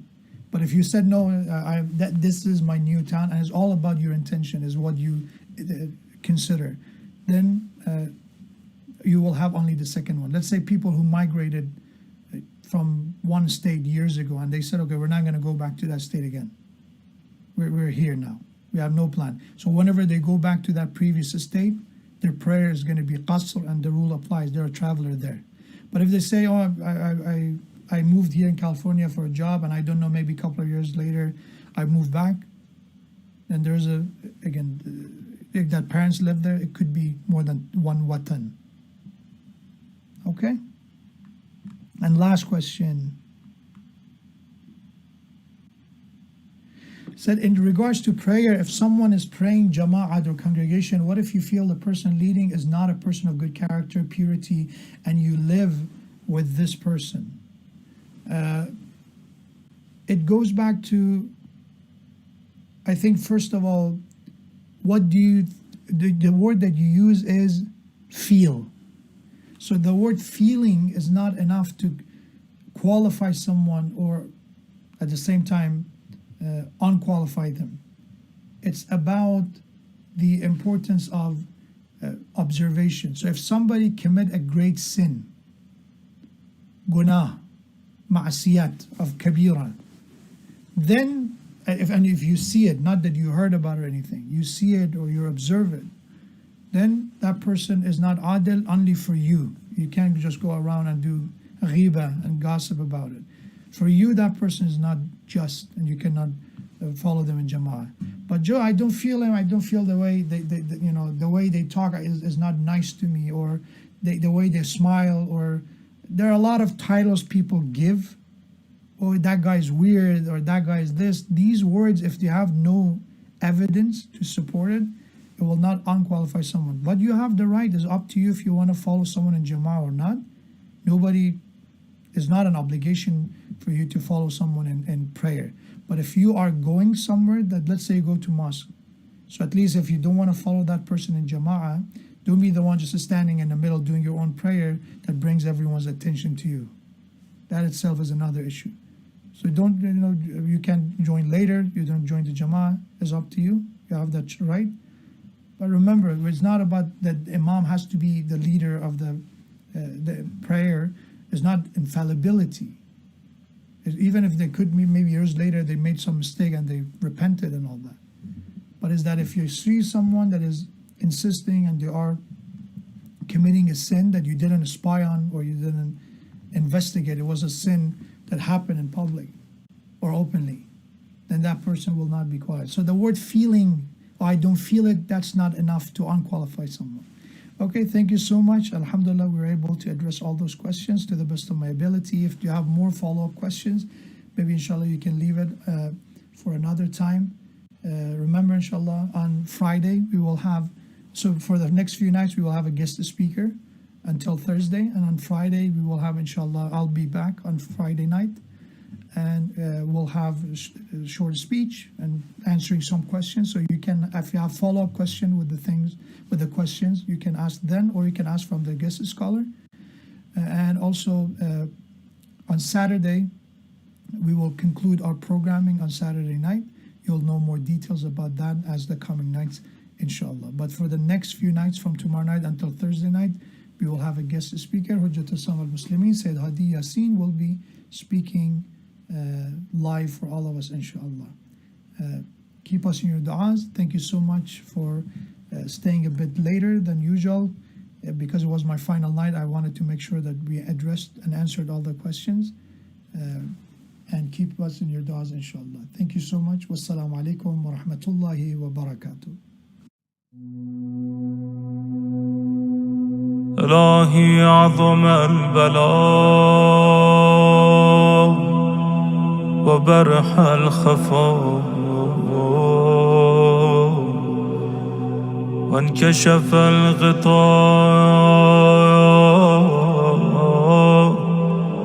وانقطع الرجاء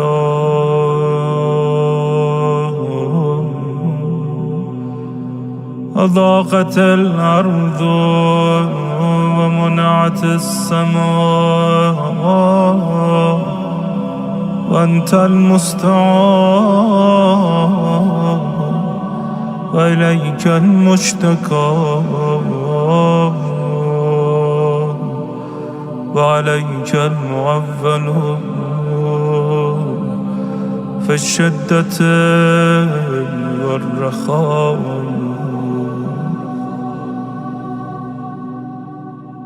اللهم صل على محمد وآل محمد أولي الأمر الذين فرضت علينا طاعتهم وعرفتنا بذلك منزلتهم ففرج عنا بحقه فرجا عاجلا قريبا كلمح البصر أو هو أقرب. يا محمد يا علي يا علي يا محمد اكفياني فإنكما كافيان وانصراني فإنكما ناصران. يا مولانا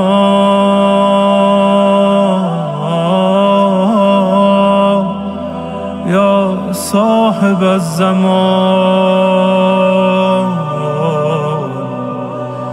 الغوث الغوث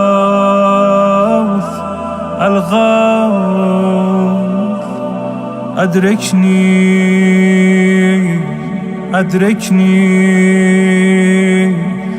أدركني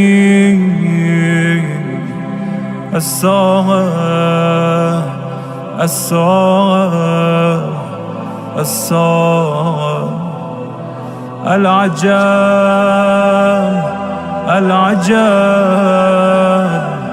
العجب